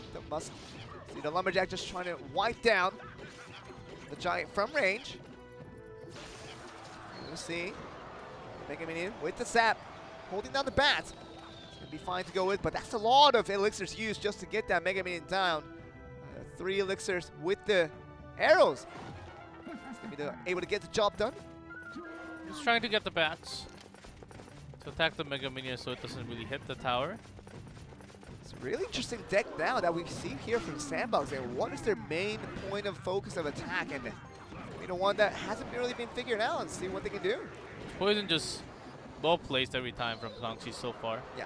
Lumberjack is a defensive tool against the Giant mostly, but Musketeer. doesn't really connect with anything. He's been holding this long of a time. Seen some amazing comebacks from Ito as well, but he's the one to wait. He always does this. Everything Ito's done so far is mostly for defense. Those last two cards that hasn't been unveiled yet, I think those are going to be the main source of attack, and wonder what they could be. Still, the Musketeer, the only thing that's played right now. The continuous Giant effort coming in from Kangxi, trying to stop the roll here. Lightning Another hitting one. all three down. Yeah, another one for defense, but what's going to be the last card? 'Cause that's seriously basically the entirety of the set. Does not have a separate attacking unit. Very interesting here. Might have to wait a little bit more as he wants to use that rage to pair up. I think the best case scenario for himself is maybe a balloon to just go all in. Yeah, I mean anything, but like what we've seen so far, Musketeer, talking about Lumberjack, can't possibly be the end of his deck here. Only taking the shield out from the Dark Prince, so will survive through the poison. Does not get the charge onto the tower, but poison still does the damage. And Ito, so far, he was looking for the Lumberjack. Ooh, There it is! That's what I've been Giant waiting with for. the Lumberjack. This is something different that we have not really seen in the 1v1. I knew we had to see something right there. It definitely But was. the Prince actually connecting, doing a lot more damage, and it will be game. Yeah. Okay, Ito, you've been hiding that for way too long, buddy. Royal Giant, I knew something had to be there. It just couldn't make sense. Everything was there for defense, and the 8th card was determined to be the Royal Giant, just going for the opposite side with the Lumberjack trying to provide the rage. But in the end, Kangxi was cool under pressure, got the defense down to get the Royal Giant away, and gets the remainder of the left tower, which finishes off the game. Now 1-0 lead over to Kangxi. Royal Giant at competitive level is not too strong, I would level say. 9. And there are lots of charging units, so Ito, because he knew he was holding in that card for such a long time, even with the perfect timing, he was going to lose the trade because his tower was down to half or below that from the poisons and all the Prince just attacking it, even Giant getting super close to it. Just look at this. I mean, the Royal Giant, talk about that level 9 being such an important factor. I mean, if it's in the tournament level, you can't get that level 13 Royal Giant that we get in our ladder games. That's become so annoying to deal with. But it's almost the same theory as the Elite Barbarians even. Just level 9 is not that strong, and it doesn't overwhelm you quite as easily. So I think Ito just dropped down just knowing that there was close to no way of defeating Kangxi with the deck he had. Kangxi just using the poison so effectively, hitting poison, the Hut, and the Musketeer most of the time together. So dropping one more game will be GG for himself in the set number 1, but Kangxi just one game off. Ito still enjoying himself, seems pretty confident going to game 2 though. just trying to stay chill is I think what I'm getting from him, and it was beat. It was definitely beat that game 1, especially by the deck rotation that didn't work out. And can he get a better deck for game 2? Royal Giant definitely won't be played this time around. Joe, you never know. Hey, the Could only be thing something I know, else with the Royal Giant. hey, the only Like the thing Battle Ram. come on, the only Sparky. stop. The only thing I know, Elite Barbarians won't be played. I can tell you that for sure. Okay, starting off the game here. Pretty much with the Lava Hound. He's trying to trade, make sure Kangxi doesn't really pair everything up with the Lava Hound. Trying to buy some time with the Elixir Collector. That's why he summoned all that to the left side.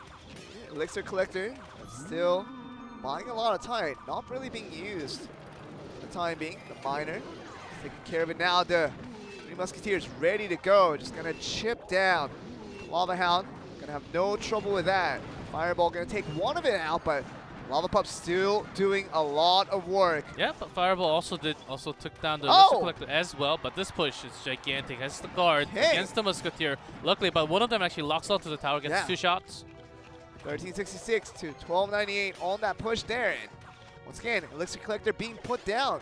Not being countered by Kangxi quite yet. Didn't have the Fireball, he did have the Miner. But preemptively used it earlier on that rotation for defense. And know what this will mean because this has to be really close now. Now he can't really connect it with the Musketeers because the Collector is away from the King Tower. Yeah. This was only having an air defense. We'll have to get a few hits in at least. Musketeer, one of them just targeting down the Lava Hound. See the other units still trying to take care of it as well. Law catches everyone from the Goblin Gang as well, and right before it locks into the tower, but the pubs are doing so much damage. Okay. What else does he have right now? Zap does not kill it. Yeah. Get that on. Gonna destroy the tower before Ito does, and Ito still has to cover 120 damage. That means a few more elixirs have to be used just to compensate for that. He's finally gonna get it with the help of the Goblin Gang, but this next one is coming through. Lava Hound on the left side. With the help of the Infernal Dragon just trying to push it through. How far can this one get? In terms of speed, of course, Ito, but the guard's just perfect to defend.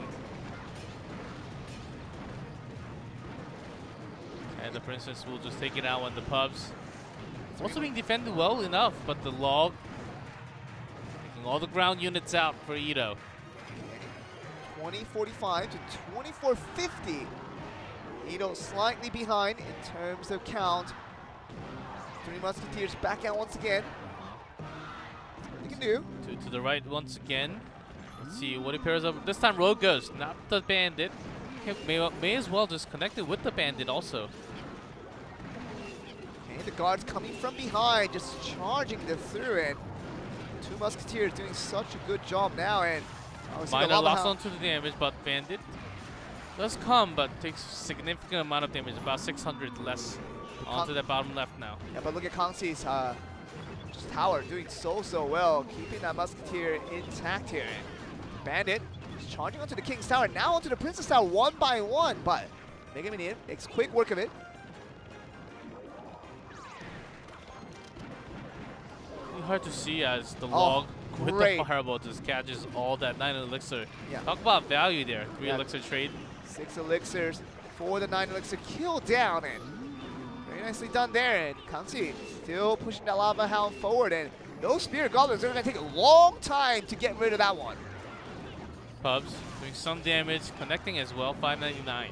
599 versus 1802 on the Princess Tower on the side of Kangxi. She does have some time, even just with a few spells. Not a few spells, quite a lot of spells actually. Only has the Fireball, really. Dashes in late guards in the defense.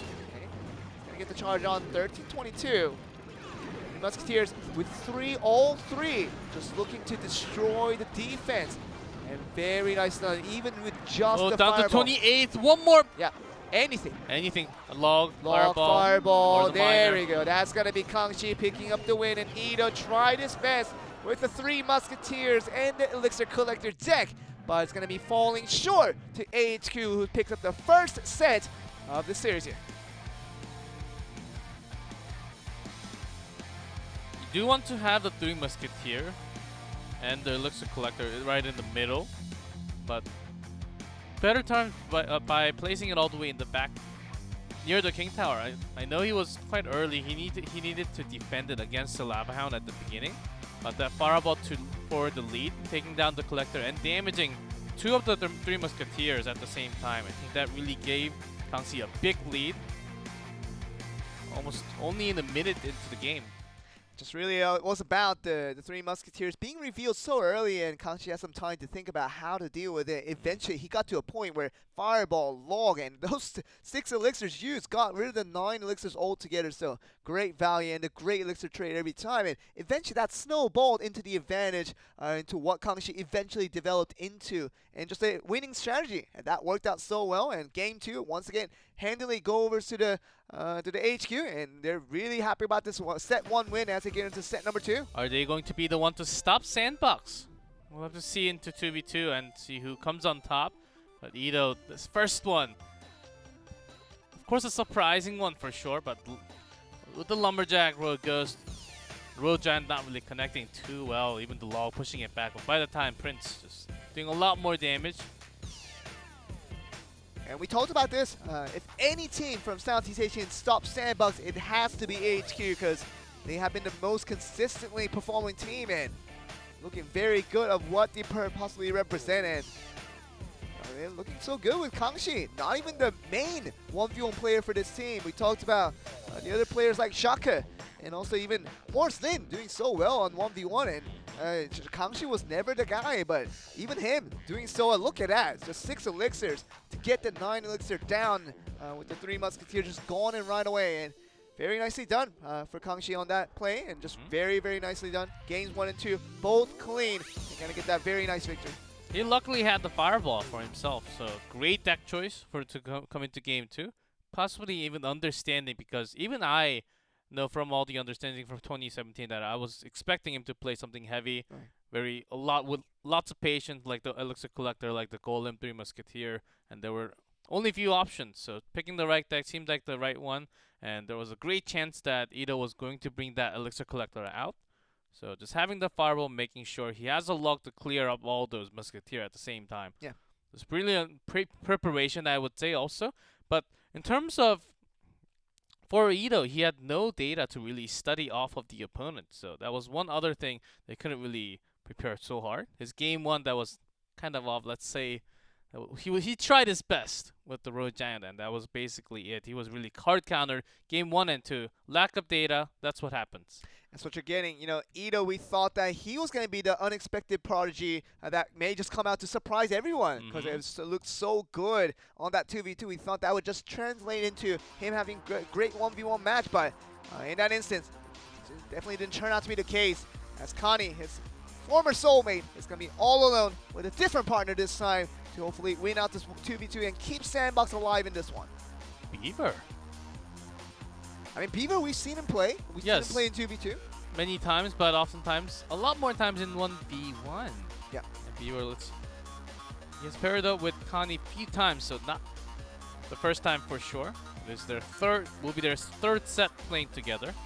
We were not really the best 2v2. Only having 3 sets of experience. And he up against Yao Yao here for AHQ. 9 wins and 7 less losses. Of course, a winning record overall, but it does go to show you that, you know, they had some times where the losses did easily come through, but it's going to be teaming up with Shaka here. 1v1, he has played most of the games for the side of AHQ. 10 wins, 1 tie, and 8 losses. For 2v2, he's played his own fair shares, winning 6 games and losing 4. So Shaka having good record mostly all across the board, but can he do it against Sandbox? Because he has to go up against Connie and Beaver to see if they can get that done. Yao Yao and Shaka having game scored to 5-2. Very strong. Has been with Jerry's song to start off, but after they kind of slipped out, with your change into Shaka, and Jerry's song seems like he's also sick today, so. You have the ban cards, Connie Beaver banning out the Rocket and the Tornado, so Poison is there, but still, 2 of the most important spells, the heavy ones, are already out. Rocket is gone, so anything like the crazy Tornado into the Rocket. Those 2 combos actually go well together with the spells, and the 9 elixir can literally wipe out the entire unit. Just the troops of just trying to rush forward here, but you know, without those 2 cards, as you say, the big heavy ones are definitely out. Lightning is still there, but otherwise, spells won't be too much of a worry, and units can be as plentiful as they want as they try to compose this deck.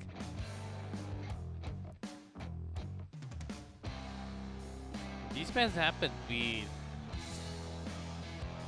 often just saw lots of Rascals at the barrel. Yeah. This came down to, we even had mirror decks just yesterday and the day before even.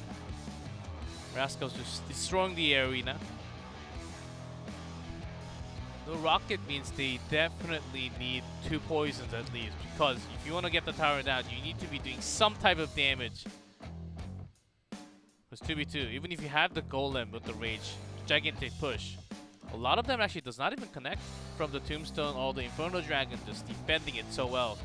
And because they're also experienced with those against those heavy beatdown pushes, they're so good at defending by now. Yeah. It's really interesting. Connie, along with Beaver, what synergy do they have with the duo that's been formed up right here? You see Shinjo just standing in the back, trying to provide some advices for his teammates. Sandbox, they really need this win here. 2v2. If they don't get it, it will be the first loss for Sandbox in quite a long time, and it will be the first loss for Korea as a whole in this weekend, which they're trying to go undefeated. They only have Sandbox to count on to make that happen.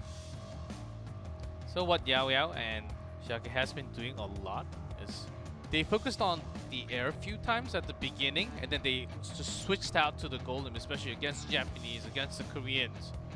And for their own region, all the Golems just beat down everywhere. It has been working a lot better, but when they switched off the air, it didn't really work too well. It seemed like they were missing a lot of the synergy as well. So they went all the way back to their old ones, week 1, week 2, back to the Golems. With the Tornado Rocket Band, let's see if they continue their double Prince push. Has been the trending one for sure for Korea as well. I think we can see at least one Golem deck out of the teams today. With the Tornado out, Rocket out. Definitely no reason to just completely avoid and not play the Golem deck altogether. So maybe in a couple of games, but at least one game, we'll at least see one of the teams play it out. See what they bring up. It was actually Yao Yao who actually used that Royal Giant in the 2v2, which was quite a bit surprising. He actually did a lot of damage off to the side, everything onto the left side, and then just one single Royal Giant, and making sure that lands right after the Infernal Dragon is out from the opponent. Did somewhat of damage, but ended up losing the game, so not really the best strategy, as we saw something like the Expo from match 1 as well. Just goes to show you that the level 9 Royal Giant is a little bit harder to push off, and we're gonna see, the team's ready. Sandbox are able to just collect the wins once again, like they've been doing for the past couple of weeks. They basically don't know how to lose, but 1v1 with Ito, kind of the least expected player on the line up there for that set, losing out. 2v2 with Beaver and Connie. Can they get the job done, or will HQ go for a clean sweep? Definitely could happen either way. We'll see, as not a match point yet by HQ. If they win this 2v2, they will finish the match as Sandbox. Their 2v2 has been on the rise. Let's see if Connie and Beaver can bring us back to the ace match. And by the time we get to ace match, maybe Sandbox can take a win for the Korea, having that 8-0. We just ended 7-1 as AHQ seems very strong at the moment from 1v1. Here we go. Connie Beaver versus Sandbox. Yeah, and Shaka not even gonna waste any time here. Just throwing down the Goblin Barrel to start us off. Are we gonna get the Lockbait deck? Seems like it. Very much the start up here. But with the Giant Skeleton in the mix, that's gonna be something different that we haven't seen so far. Has to put down the Dark Prince before it gets in range to the tower. They have to use a lot of elixirs to get that down, but even the poison just getting so much value. Yeah. Oh, down to 15 already. Only 40 seconds in.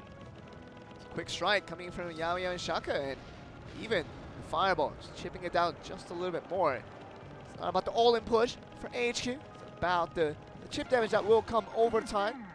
Two different types of Prince being summoned on both sides here. Once again, Giant Skeleton ready to go. Just take down all these heavy units. Put it down in a bang. See what happens. We're definitely not going to see the Electro Wizard not be affected by it, not in range for that explosion. Golem being summoned early with the balloon. See what happens here. Balloon not right on top of the bridge, actually a little bit on the back. So Infernal Tower though, just locking onto the Golem. Not enough damage. Balloon takes it out.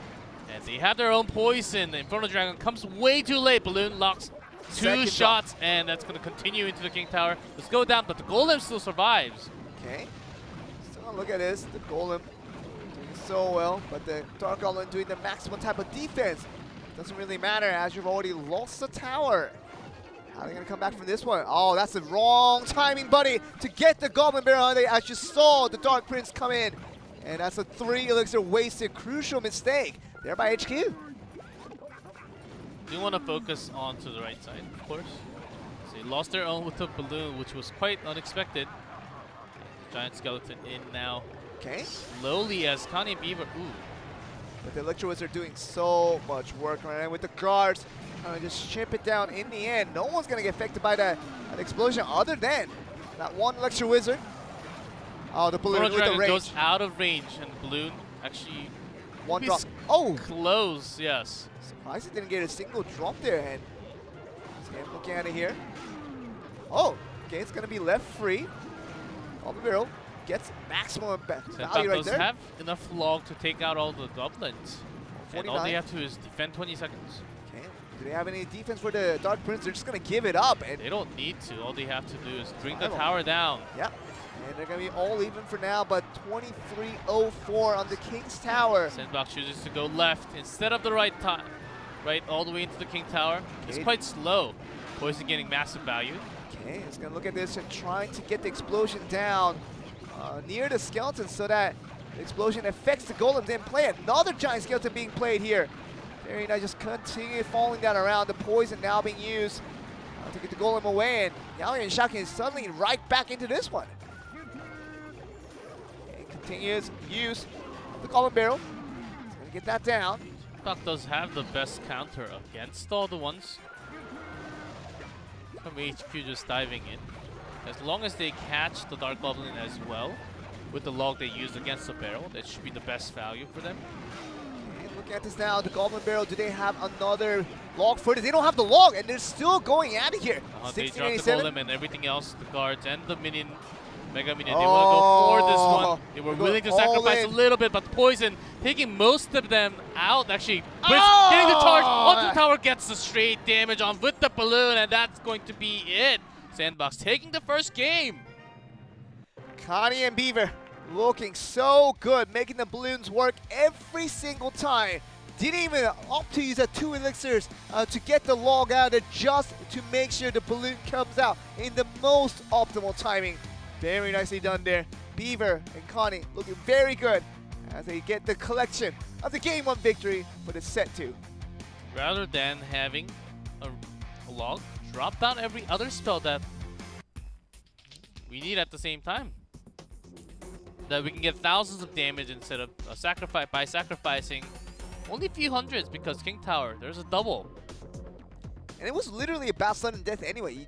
As long as you don't lose your tower and you get the tower on the other end, you are the winner. So, you know, makes sense to go for that every time. Defense, sometimes you can just give that up to make sure you're guaranteed to not lose your tower in trade that your balloon that you're risking to go all the way forward with that rage. Make sure it gets that one single drop which was needed to get the victory. So, great decision making by Sandbox there, and deservedly gets that Game 1 victory. They can continue that as HQ called for a timeout. They want to swing this back. They need to swing it back if they don't want to ace match to happen. Close to it. They got the first set win. And even this one, I think they were close. AHQ, why they were suffering from the defense from the last one was because they threw down double the log. I don't know if that was a mistake or just elixir spent because they wanted to take all the ground units out, like the Prince, the Golem, and everything else. Yeah. Along with damaging the tower as well, because the overtime was ticking down. But because of that, they didn't really have the defense right after the maximum push with the Golem. That's what you're getting. You're not having a tornado. You're not having the rocket. So take out the golem push one way or the other, and seemingly opted to go for the other side and try to go for the offense end. You know, if you are at the side of HQ, thought that you would just got the win. It became a lot more difficult than there now, and it's going to be difficult as they have to collect 2 more victories from this point on, trying to get the victory over Sandbox here. Only 7 seconds on the clock. So having the last second switches onto a few of their cards.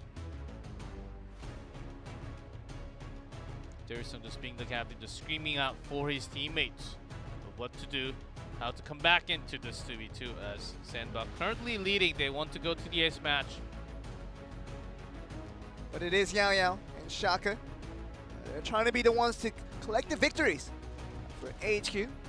Sandbox is looking good with Connie and Beaver composed and taking the match by their hands. Trying to win the game 2 will bring them into an ace match, which will give us Sandbox another reason to smile about, as it will give them another opportunity to collect another victory, which will get them undefeated for Korea on this weekend.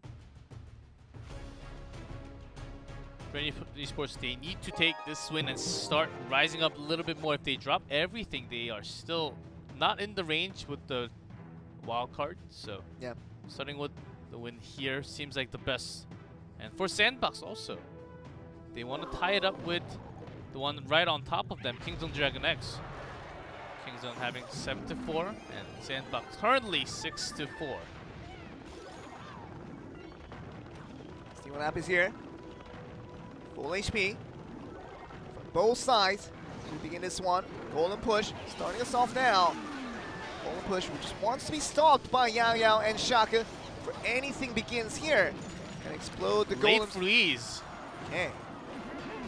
Rage now offensive. Starting off for Connie and Bieber. Seems like that's the opportunity they want to strike. If they get the charge, jump. Gets the passes charge. log. Okay. And the Dark Prince coming in there. This might be a quick one, G-Cliff. It may actually just be all the way to the 3. Wow. Executioner comes down, but massive damage still continues, and that will not be stopped once the double golden comes in. That's basically GG already. 737. In 1 minute and 48 seconds, can they not get that 737 HP? The golem all the way on the back, because once the tower is destroyed, you can place the golem all the way across the bridge and just go straight to the few explosion damage, and just few hits from the back units will just be game over. 700. That's so easy. But look at this play right here. We're going to the situation where the golem, double golem now, just everything put into play to make sure this push is the last push of the game, and Connie and Bieber just ready to finish up the game right here. Good news for HQ. Electro Wizard not really connecting with the Infernal Dragon so far. Look at that. The poison and the even spells. the fireball, everything to make sure the explosion damage coming from the golemites will be good enough. And one more hit, 55, and the zap to finish it off, and that will be Connie Beaver picking up one of the closest and one of the fastest games of 2v2 we've seen for a very, very long time. Another reason why we saw a late freeze from HQ, and possibly just the best was the best option to not have the freeze in your starting hand. But once they did, they really had to stop, including the golem, before they crossed the bridge. Once they were dropping their own units before the freeze fell to separate them from the golem, they were kind of in a bad positioning how they had to use that freeze spell, either the golem or the ones all the way on the back chasing the golem. They had to make that hard decision. If they had the one before, they could have just dropped it and used it on everyone. And we knew that on that golem push, when that freeze mistake did come about from HQ, definitely Sandbox knew what was going on and just put every other spell they had to make sure they go for that initial push as hard as they can. Put the Rage down, put any other supporting units right behind, and gets the first tower immediately and gets the King Tower down to 700, and just really became easy for their really easy win. And game 2 going over to Sandbox will take them into the ace match now, so it gives them another opportunity to collect the win and get that undefeated record still sustained, and by the end of the weekend here. It runs in the blood of the players, as you can't even communicate at that moment. If you speak a word and listen to your opponent, listen to your teammate, you're already relayed on that deploy. I mean, the moment you see the free spell, you have to feel and understand, oh, they don't have the card to defend against us. You just have to drop along with your teammate at the same time. That's exactly what happened for these two, Connie and Bieber. And that's why they were able to have that massive push until the 3 crowns. Yao Yao and Shaka really not focused on defense today. I think that's been the biggest mistake.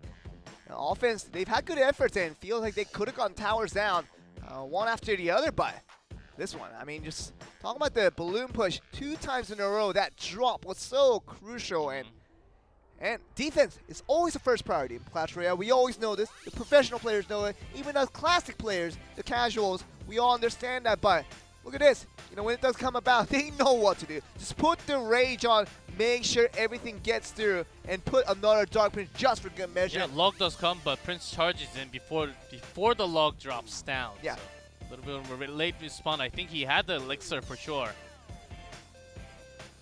That's what we're getting. I mean, the Executioner does well, but in the end, it became the first mistake that was capitalized upon for the side of Sandbox and, you know, AHQ.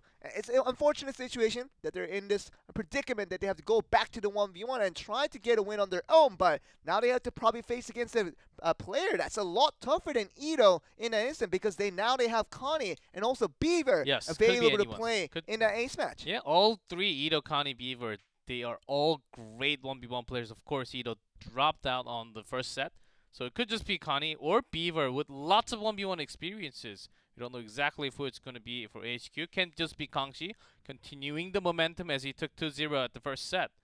We'll have to wait a little bit as they are right now making the decision who's going to play the ace match. And we talked about, Shaka. He played most of the games in that 1v1, and especially in the scenario of trying to get for that ace match, the all-important win needed to bring your team to victory. And how much do they need it here, G-Clef? You talk about Southeast Asia just suffering 7 series in a row, have not collected a single win on this series, and now they're on to the 8th and final one on the weekend. And this is the last time they face Korea before they get to the playoffs. And AHQ, I think they really want the victory, and they would send out their basically the hero of the team, which has been Shaka for a long time. But on the other side, Sandbox, I can see them putting out Beaver once again. Oh, yes. Because he is basically the main counterpoint of what they trust on to counter these big games. And we'll get to see that ace player very soon. Slowly fade out who it's going to be. Oh, it's going to be Connie. Okay. Compared to Beaver, Played a lot less 3 played. games. Yes, a lot less played. But he's certainly not a new player in the 1v1. Played a lot back in even starting 2016. Known as Bakani on YouTube and just known as a great player in Korea. Wow, and Connie, 3 games played, 1 win and 2 losses. So that set did not turn him to a victory, but Kangxi's going to be back. Okay, so they believe in the plays that he has brought today, and they just really believe that Kangxi might be the strongest 1v1 player they have over Shaka. He's played so many more games than he did. Can he bring home the goods? But it's going to be against a new opponent now with Connie trying to beat out AHQ again. In terms of desperation for the team, how determined they are for the win, and the chances of advancing, Sandbox, they are kind of, you can't say for sure, but kind of guaranteed to go to the wild card because Kings on Dragon X, they are already secure for the first place for Korea. Yeah. Even if Sandbox wins today and tie it up with the 7-4, because of the head-to-head, Kings on Dragon X still advances the first place from Korea. But you do want to just to make sure that you're in that wild card. One more win for yourself and for your team. It's not going to do any harm for you. So just want to take that out. And also, the one versing you right now, HQ, they could be your opponent very soon in the wildcard match. So you do want to grab that win though. HQ, I mean, they just need to collect the win, and they will be heading into as a representative of Southeast Asia, which would be rightful to do so because I think they have been the most consistent team in that region, doing so well, had some really great games, and now could be on a winning record if they win out this one. Of course, next week has to be played out, and that will finally seal the fate of Southeast Asia of who becomes a representative there, but at least securing the wildcards is going to be good for these guys, but Sandbox, they're not going to be waiting too long as we're going to just see another ban coming through. Poison for Connie and Minion Horde once again for Kangxi. A different ban in this case. Connie just letting that graveyard through.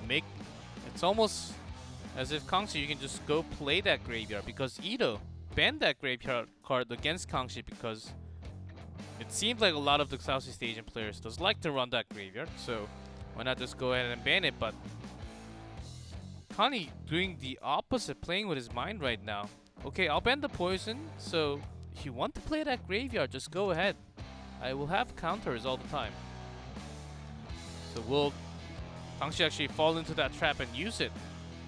We'll have to see a little bit. And what kind of deck he is going to play in game number 1. Opens up the field quite widely there. Just the Minion Horde ban really doesn't tell us much about what the players will decide to pick. Poison ban, just very conventional in the way that can come through so frequently in the 1v1 scenarios, and still have 2 more minutes to pick out their decks here, but Connie, we don't know what to expect from him. Not many data, kind of like Ito, and it used to be the duo to play the 2v2s. Obviously with Beaver on the lineup, couldn't get the win and just really tried to bring home the victory, and they got the victory of course in 2v2 to get to this ace match, but now in this 1v1 scenario they're trying to find a new answer and then really replenish and trying to really feel who can be their next option for Sandbox when this 1v1 scenario is very much needed. They think it's Connie now, But you know what cards he plays is going to be just another question that we have to ask here.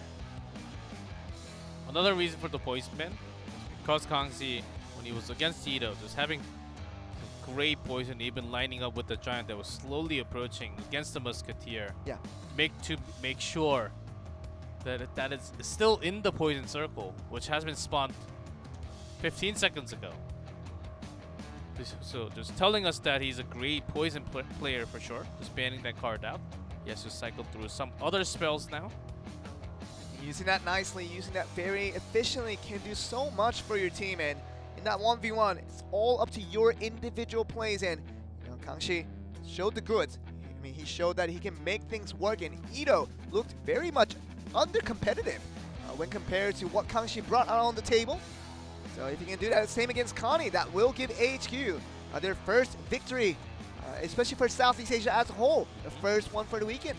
Kangxi banned the same minion horde again in the ace match, which gives a lot more hint to Connie because he saw his teammate Ito losing in the first set. Yeah. And what he was struggling, why he was struggling, he should have been thinking about that. So knowing that he had the chance to come out in the ace match, of course he had to play 2v2 as well, but a lot better of an idea I would say, because he's kind of a blank paper to Kangxi, who may actually not know all the matches, the play style of Ito, of Connie here, as he likes very cheap cycle decks, lots of bandits, just like Expo Master-ish. Yeah. He was actually banning a lot of the Elixir Collector as well. Sure. Playing very similar decks. Connie, I think he's ready. Timer's up. Kangxi's probably ready as well, as he probably was in his previous 1v1, but Connie, can he get the win? Can he get what the Sandbox needs in this scenario? Very difficult scenario, of course. I'm trying to get the win over Kangxi, who has done so well today in that 1v1 against his former duo of Ito. Not having a greatest of time against this guy here, right here. Very effective ban, I would say. Poison coming through. Kangxi had to change a lot of his decks that were played already. So certainly they will be different, or they can't even come out on this game. Let's get in. Game number 1. Connie versus Kangxi here. Really interesting to see what cards they will be playing here. Kind of have an idea with Kangxi, but Connie is a lot tougher to tell. Golem, okay. Alright, that's one way to start it off. We know he's a fantastic handler of the Golem, but that is in 2v2, so 1v1 could be a little bit different. Rascals to just respond. See how Connie does this one, as the poison he banned himself could have actually worked really well with the Golem of his own. Okay, puts down the log. Just make sure the Rascal girls are taken care of. Furnace is going to be gone for now. Basically, no damage to the tower, essentially, other than the log damage that came through. Yeah, first 3 cards, not really doing too much. As it was not his first favorite starting hand on Mirror. Mirror being used on the Goblin Gang, actually. So 4 elixirs used, and with 3 elixirs now. Dark Prince just getting ready to wipe down each of the Goblin, coming for the Goblin Barrel for that instance. We were waiting for this one, Elixir Collector. As Connie just cycled through, he does have a respawn though with the Fireball, so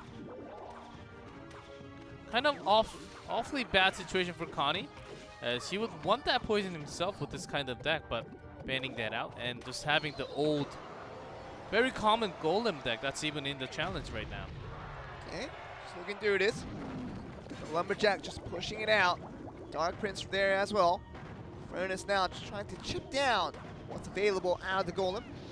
One by one. Minimal damage. That's going to be the pushing point. Going to see the Night Witch for the very first time. And Lumberjack has been cycled through, if that follows up right after. Ooh, but this Barrel doing so much damage. It was down to 800s now. Okay, 868. Let's see the Golem push all the way through. Connie doesn't get the maximum value out of this one. The Golem push that didn't work out. Looking so good. The Infernal Dragon just putting the Rage on to make sure it goes all the way through to the tower, but the Furnace along with the Spear Golems, anything it can do. And just stole its plane right there. Kanye will be just saying, "Oh man, stupid AI! It doesn't even connect to the tower." But that's how you. Oh! He missed Does the not hit the Rascal Rolls. tower, and does not even hit the tower either. Yeah. Only onto the furnace. Wow, that was a mistake right there. Had to use another 2 licks and even missed the log onto the Rascal Girl, the furthest one on the right. Maybe not really having the best time with the device right now. It has to drop the Yeah. Night Witch because of all those factors. That's going to be behind on elixirs. Even with that elixir collector, it's hard to say that's the case, but that's what we're going to see right now. So he needs to keep the log all the time. Some damage from the barrel and the fireball will just be a finish, as this golem is failing again against the Infernal Dragon. Connie, we know him as a fantastic handler of the 2v2. Oh, even the Goblin Barrel is being put behind. And with a log. And 91's and 2 the mirror, logs that and will be- mirror. That is a wonderful play to go with. Overtime, you only Uh-huh. need 1 tower. And Kangxi very much handling the pressure, and Connie looked helpless in that game 1. Mirror just saving Kangxi whenever he needed some small units. He used all the goblins before, and then if the Infernal Dragon is still alive, continuing the damage, use that mirror. 1 more elixir, but still, as long as it doesn't lock onto the tower, you're all good. Connie made lots of small mistakes, but in terms of the counters, what he was up against, he was just having a bad time, straight up counter deck. We know, Connie is so good with the golems when he plays the 2v2, especially with Ito. That's a forever duo for Sandbox, but using that golem in a 1v1 scenario is extremely difficult because you're dealing with a lot less elixirs and getting a lot less help from your teammate that would be there in a 2v2 scenario. But I think Connie knows this all too well and trying to do it against Kangxi, but he definitely had all the answers. None of the golem push really coming to fruition, so great defense coming from Kangxi, and that translates to him getting a very nice, easy win for HQ there. Really tough, Connie just not having the zap. Had the log and the fireball himself. That was basically enough to counter, but not for his own push with the golem. You really need the zap or something like the Zappies or the Electro Wizard. No units like that to back up the golem. Only Lumberjack, but every single time that rage dropped after his death, the golem was already destroyed by the Infernal Dragon, who could not be stopped anyhow in the air. It really is. Connie, what are you supposed to do now? The golem deck didn't really work out for him in game 1 and game 2. With the mini horde banned out, you can't just play the most classic deck that's been rising in the ladder. Lots of limited choices now that he has to choose from, and Kangxi looks like a very strong defensive player who knows how to take care of most of the scenarios there. And for Connie, what he's gonna do when he has to go face up against such a strong player now, has to win against game 2. Has a timeout here as HQ match point with Kangxi taking the first game, set number 3, possibly the final game of the entire night today and the entire weekend. HQ so close to grabbing their first win for themselves of the weekend and their entire region. See if they can get that done, because HQ doesn't want to go out in an all defeat. More importantly, Southeast Asia doesn't want to go out by losing all the games on the weekend at their home ground. This is their opportunity to do it. Kangxi is all in his hands to beat this game against Connie. Just giving a thumbs up right now, but no response. No response. He's all serious. He's all stoic, and Kangxi just ready to win. Same deck, maybe? Starts the same, but for sure different from Connie. Ooh, Okay, Valkyrie here. This is definitely different from the last deck. the magic arts are not connecting with the furnace. I think it could just be in range with the tornado. Does lock onto the tower even. Yeah, tower doing so much. Connie having great experiences on that magic archer. Will be going down, but did some damage onto the tower already. Yeah, clean log once again. Valkyrie being actually used by Connie as well, so the new improved card being utilized so well by both players already. Look at the initial, yes, the attack speed is a lot faster when it first strikes now, and that is good enough to wipe down the tower right away. See if Connie brought anything to cancel that Inferno Dragon. Can slow it down with the Ice Wizard, but only as a defensive tool. He has to go in by himself. He can't just be doing the Magic Archer damage all the way to bring it down to the tower. Almost reaching the King's Tower. Definitely it does not going to reach that far. Okay, the Valkyrie being frozen up, so. Freeze with the Graveyard. Okay. Connecting a lot with the Valkyrie though, so not as much you would think done to the tower. The freeze doesn't last forever. I mean, it's going to stop the Valkyrie from its tracks for a bit, but mostly it's going to come back alive and gonna wipe away all the skeletons in the tracks.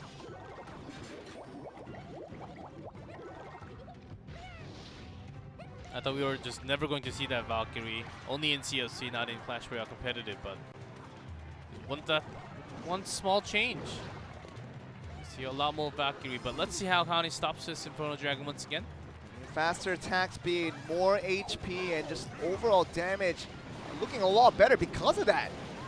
So good for these guys. And Kangxi throws down the rocket, but that will be even vulnerable for this side right here. Depends how quickly the Valkyrie goes down. Does go down, and the Inferno Dragon does not really lock onto the perfect target. And Graveyard only did slight, maybe about 200 damage. That's it. Okay, 1597 is what he's trying to attack here. The strike is coming through. Magic Archer just getting everything from long range. Looking good and still stays alive. And Connie has a very good understanding with the Magic Archer though. The angles are really good. Oh, even using the mirror that's caught in the freeze. Okay. 1195 still. The Valkyrie very much able to take home the damage there. I think Connie wanted to bring in the units as well. Tornado was not really the most effective one with the Magic Archer of his own, but this push right now seems a lot better.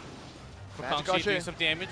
Magic Archer focus too much onto the miner that has been summoned from the other side. The Electro Wizard just trying to do some damage, down to 785 in the overtime. See what happens here. Kangxi just waiting for the moment. Rocket with the mirror is also going to finish it, just making sure he has defense. Yeah, he's gonna have to get the defense first. That's the most important thing. If he doesn't do that, Freeze come down. Freeze comes through. The log will be the minimal defense being put out. Valkyrie doing a very good job. 110. With the miner, there's so much damage. Kangxi's just look at the damage. Rocket is not slow. Rocket is so slow, and Connie takes the game. Frustration coming from Kangxi there with a tornado in the end. It's gonna pull this last unit in, so the tower becomes invulnerable. My goodness. Good stuff coming from Connie. Gonna pull this down to a full set. Going to game number 3. Kangxi crunching his fist. That was so close. The reason why you see Kangxi pretty upset on the screen is because he could have just thrown that rocket seconds ago. Yeah. About 10 seconds ago. Because I'm pretty sure he had that cycle because he didn't really use the rocket for the last 25 seconds plus. But he just wanted to make sure he has a defense against the Magic Archers and all that. But his Valkyrie actually gave better angles for Connie to do damage directly. So it was his mistakes after mistakes that cost him the game here, as he was about to win with the rocket or anything else down to 110. Connie just took the advantage of what was given, put that Valkyrie right on the center of that tower right there from the Princess Tower. And like I said, from the all game long, great angles coming from the Magic Archers. He put them in the right angles, got the mirror just to make sure he's got to all get most Magic Archers on one angle, varying sides. And man, once they pierce through that Valkyrie right standing in the front of the tower, damage goes back and forth, and it's going to be a split-second difference that gives Connie the win. Brilliantly brings back to a game number 3, which could still give him the chance to put down the undefeated record for Korea on the weekend. Very weird decisions from Kangxi on that last one. Maybe he didn't know exactly how much the rocket does with the mirror right after one. He had more than enough to take the tower down for sure, but that's a lot of elixirs though. Definitely is, and Kangxi has to get over his frustration now because game 3 will be underway very soon. The last game of the weekend in the match.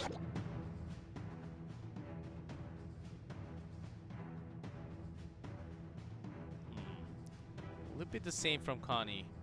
Will it be the same for Kangxi? That's my biggest question right here. It's mostly Kangxi just making mistakes, and without those few. His deck was fine, I think. His deck was looking okay. I think that the minimal mistakes that was made throughout and allowing the Magic Archer to take care of that advantage was what really made the difference. But it's from the weight here. I think Connie might have just switched to the Game 1 deck with the Elixir Collector. In the Golem. We'll be seeing that around 115-ish. Having the Elixir Collector down, wait for the minute mark, and then just race. Go. Definitely And good. shoot for the stars. That's what Connie would look to. Kangxi. Is he really going to bring some of his own beat down, which he has not been doing at all? A small, cheap cycle decks with lots of miners. Kangxi has been brilliant for all of his 1v1 games today. Even that previous one that he lost, it was so close. And that one last mistake in the end cost him the game. And Kangxi, you know, all the credits out to him. He's been playing great, and I feel like he has all the chance in the world to bring Southeast Asia the first victory of the weekend. Oh yes, it is still weekend. It is Sunday night, and it's time to party. If you win though. There you go. If you do not take the win, I don't know if you can actually party, even though tomorrow is Monday. Tonight is the night to celebrate if you take the final game. Only 120 now. It's all dependent on Connie and Kangxi to see who gets the win. 115. Maybe just waiting for your opponent to make the initial move. If you drop down the Elixir Collector, if your opponent just brings double prints right after, then your tower will be destroyed, and only a minute left. Not the best choice. Lava Hound, the selection for Kangxi. Giant! A little faster for Connie. He wants to go in. This is what I was expecting. Kangxi not having enough elixirs, and Balloon going all the way in. Drops one. The bat. His tower's down. And Kangxi, he has to make his way from the right side. Lava Hound so far, the Rascals delaying it a little bit. The Rascal Girl's out of there. And the Goblin Gangs will be getting the miner, making sure Kangxi puts everything into this attack. Only 27. Giant now being put on the right side. Go for the counter attack here, but Connie basically won this one right now. yeah, it's done. And that arrow so clean, taking care of the lava pups. How's he gonna get handle the balloons? Even more, he does have the zap against the Inferno Dragon. In this game, that was the most important thing. And the balloon seems like he wants to go for another one, but not left alone. even the chance. 3 seconds left on the clock, and that will be it. One tower down. Connie takes it, and 8-0. Korea takes the entire weekend. And they can celebrate all they want in the HQ. Kangxi was so close. Absolute binging of victories for Korea on the weekend. Friday, Saturday, Sunday. They do not know how to lose. This was probably the closest one yet, as AHQ put up a really good fight against potentially the best team we have right now in Korea, with Sandbox looking very good. But Kangxi, very frustrated, I'm sure, and he put up a great effort. I think he put the most effort for his team to get possibly a victory, but it was such heavy load on his shoulders, and eventually he was going to fail a little bit short instead of Connie putting up the really good efforts in that 1v1 in the end. Yeah, if you have the Lava Hound, maybe you want to wait. You don't really want to wait all the way to the minute mark, and that's exactly what happens. The opponent will just spam everything on the bridge, and unless it is something like Super Soul, the Golem, maybe the race can continue. Yeah. But when you have the Giant and the Balloon just landing right up, you can't really defend that with your own. It really goes, and just Connie, we thought he was going to be looking weak, just like Ito was, kind of the 2v2 player that never really does well in 1v1. That's something of a possibility every time. We can expect that because you just don't have much experience in it. But, you know, Ito definitely was a lot weaker in that 1v1. That did lose out to Kangxi in the end, but you know, Connie, we thought he was going to be seeing the same thing. Game 1 lost out to him pretty handily there. In Game 2, that's when he started fighting back and really showed that he had what it took to get the victory for Sandbox, and another one for Korea to close out the weekend, and does it again in Game 3. Yep, every single hits from those Magic Archers Great really stuff. paid off. And so I want to take a look at the final moments of where he actually places that Valkyrie for the Magic Archers to do direct shots. Both of them. Puts it right in front of the tower, I believe, the last time I saw it. A drag for the delay. And then I think this Magic Rush actually stays alive for the longest time. Yeah. See? And the second one This- just comes up back on the rotation, and there it is. Slowly. Full health. See that Valkyrie? Tornadoes right in. Yeah, right in front of the tower. Great stuff there. So he had more. Okay, that's a big mistake, and Kangxi just feeling it. If he just threw down the rocket, which is 2 elixirs more before the Valkyrie, he could have just won. But Zap. on the late race there. Wonderful stuff there. I mean, the bat's helping out to make sure. 好的，我是今天的 Goes 赛道 down, 采 but 访主持人 KS， last 那我们马 game 上要来 just 访 go 问 over 的 to 就是 Sandbox. 今天 We're 获 gonna 胜 go 的 to 队 an 伍 interview, see how 首 they 先要 felt. 先是恭喜 Sandbox 赢下今天的比赛喽。 네, 승리에 축하드립니다. Congratulations, guys, for the win. 谢谢。对，那在这场比赛的话，一样是要问一下 Sandbox， 因为其实你们在韩国赛区前面有个 Kingdom Dragon S 已经拿下了分区第一，那你们在对于之后外卡的一个比赛的情况，有没有一些自己的看法呢？ 그 한국 팀 선수 중에 사실 all the 김종 박스 그 드래곤 Korean 박스 벌써 teams 1등을 With Kings on Dragons already confirming first place. 와이드 But Sandbox will probably accordingly go over to the wild cards to continue on your competition. And how do you feel about your placement of what you've accomplished so far in the season? 물론 뭐 플레이오프 직행하면 좋겠지만 It would have been nice to go to the playoffs right away, but at least we got to the wild cards. We're definitely thankful for that opportunity. It's definitely not a bad opportunity for us. And we're going to try to do our best to make sure we get the best out of the wild 他 cards. 们就是知道他们会进入外卡赛，然后他们觉得他们在外卡赛里面应该可以累积更多的经验，然后对于之后的获胜会有更大的帮助，然后他们也希望可以就是很开心的享受这个游戏。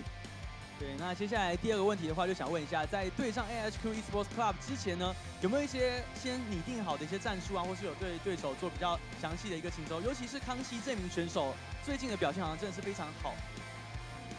이번 경기는 그 AHQ 3대 진이랑 경기를 했잖아요. You have to 네, play 그 against 하기 the 전에 혹시 3 특별히 players there. 준비를 하고 계시나요? Do you have a special plan that coming in? 방금 캉시 Of course, with Kangxi there. 졌지만 근데 전에 did lose out in the first set. 특별히 And what was the kind of the strategy when you came in back for the third time around? You knew you had to beat him to get to the next rounds here?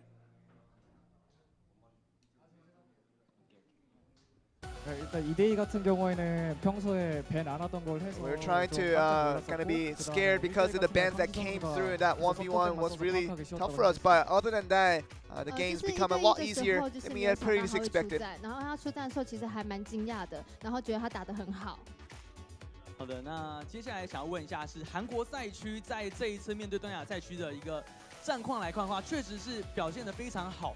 在相较于之前可能刚开赛，我们亚洲赛区刚开赛的时候，韩国赛区的状态没有到那么好的情况，为什么你们可以进步的这么多，变得这么厉害的一个情况？ 이번에는 대만에 오셔서 그 You were 동남아 playing 팀이랑 in Taiwan, 대결하는 게 사실 in 한국 away 팀을 ground. 이겼잖아요. 너무 And of course, with the Korean 잘하셨습니다. teams doing 네, so 처음에 well. 경기 시작했을 때는 한국 팀은 사실 그 What was the 성적이 thing? 그렇게 Because 잘하지 않았는데 The Korean teams 이번에 weren't doing 완전히 so well in the earlier rounds, 좋아졌잖아요. but 이렇게 how have you guys 많이 improved 늘어진 so much 이유나 over the 뭐 weeks, 특별히 and 준비를 what are the key 했나요? points that got you guys into this point here? 처음에는 좀 패배를 했지만 At first, we've gone through many 처음에 defeats, 있었던 문제들을 and we 찾고 tried to 그거를 observe on what the problems were 보완해서 initially at the beginning, and try to 잘할 fix 수 over them, 있을 것 find 같아요. solutions to it. 그리고 뭐 In 오늘 addition, 마지막에 에이스 결정전에 we're talking about the ace match, putting off Connie in the individual trust. That was the best decision for our team, and he really made that trust come off, pay off, and we're definitely very proud of him. 그래가지고 되게 오늘 좀 뜻깊은 날인 것 같아요. Definitely a meaningful day for all of us 就是 today. 他们当然一开始的状态不是那么好，然后那时候可能有很多犹豫，然后有很多就是做不到的地方，然后他们就是很认真的检讨这些问题点，然后就是把这些问题都补上，所以渐渐的就越来越好了。然后这一次就是由那个康妮出在1对1还有大将赛嘛，那康妮其实是第一次在1对1里面获胜，他们觉得非常的开心。 好的，那一样是恭喜他们哦。最后呢，想要问一下，有没有什么话要对你们的粉丝，不论是在东亚赛区，或是韩国赛区，或日本赛区的观众讲？ 네, 마지막으로 Last 팬들한테 question. 혹시 좀 할 말씀 있으시면은 네, Anything you'd like to 부탁드립니다. say to the fans out there? 항상 응원해 주시는 팬분들에게 We thank all the 감사하고 fans 또 that are 이번 cheering for 와일드카드 us. 진출했는데 Now we're on to the wild cards. 경기 We'll try to 보여드리겠습니다. win in 좀 the 더 more 재밌게 entertaining 봐주셔서 ways and 감사하겠습니다. bring up the best results for you guys. 谢谢所有的 Keep 粉 an 丝 eye 就 out 一 for 直以 us. 来都是那么 Try to 支持 do well. 我们，然后我们这次将会进入外卡赛，然后外卡赛的话，我们也会尽力就是打出有趣精彩的比赛，希望大家也要继续观看。好的，那最后面一样是要恭喜他们，就是拿下了这一次的比赛，也是谢谢他们的采访。 네, 다시 축하드리고 그리고 Congratulations once 인터뷰를 again, and that's going to 감사드립니다. be Sandbox picking up the win and closing out the weekend with Korea looking invincible on the Friday through Sunday. Everything looking good for these guys as they round out the season on a high note, and they're going to be very excited once they get to the playoffs to continue on the success. But for one more week, Korea will be on a rest before the wild card, of course. Japan versus Southeast Asia, that's coming up very soon. So we do have to wait and see the result. Maybe the Southeast Asia within the week they will prepare something that's going to upset Japanese players and the teams, and maybe we'll have some surprising results. I can kind of predict what's going to happen. Of course, favoring Japan a little bit, because we've seen 7 weeks already. Yeah. We could kind of see the powerhouses from the rich region, how strong they are going to be.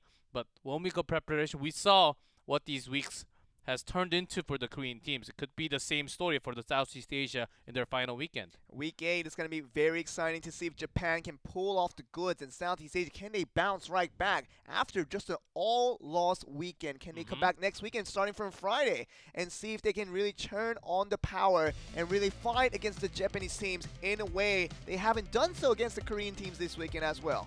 The All results, blue once again for the 3rd time in this weekend. 8 Right. wins and 0 losses yes. for Korea. Absolutely incredible. Look at that. It all started for them. It all started with when they went to Japan and tasted something of the opposite. Like Oh, yeah. 1-7. And quite late for Southeast Asia, but they can actually do the same and climb so high, and they will take multiple spots for that wild card match. And you were talking about the standings there, G-Cliff, and still Game with and Pono Sports are equally and just so well above everyone else in that 1st and 2nd place position. Now, Pono Sports is in a dangerous situation. If they lose all the games next week, they will fall down to 4th place at the least. So that's going to be a scenario there. So make sure to Pono Sports that they don't lose out the games. And that's going to be important for them. But with Game with and Pono Sport, they've been looking so good. And against the Southeast Asian teams next week, I don't see them dropping many games, but we still might be in for a lot of surprises. Yeah, we have to count all the chances. We'll have that ready for you guys next weekend. But these teams on top of the 2nd page may go all the way up to the middle of the 1st page by the result.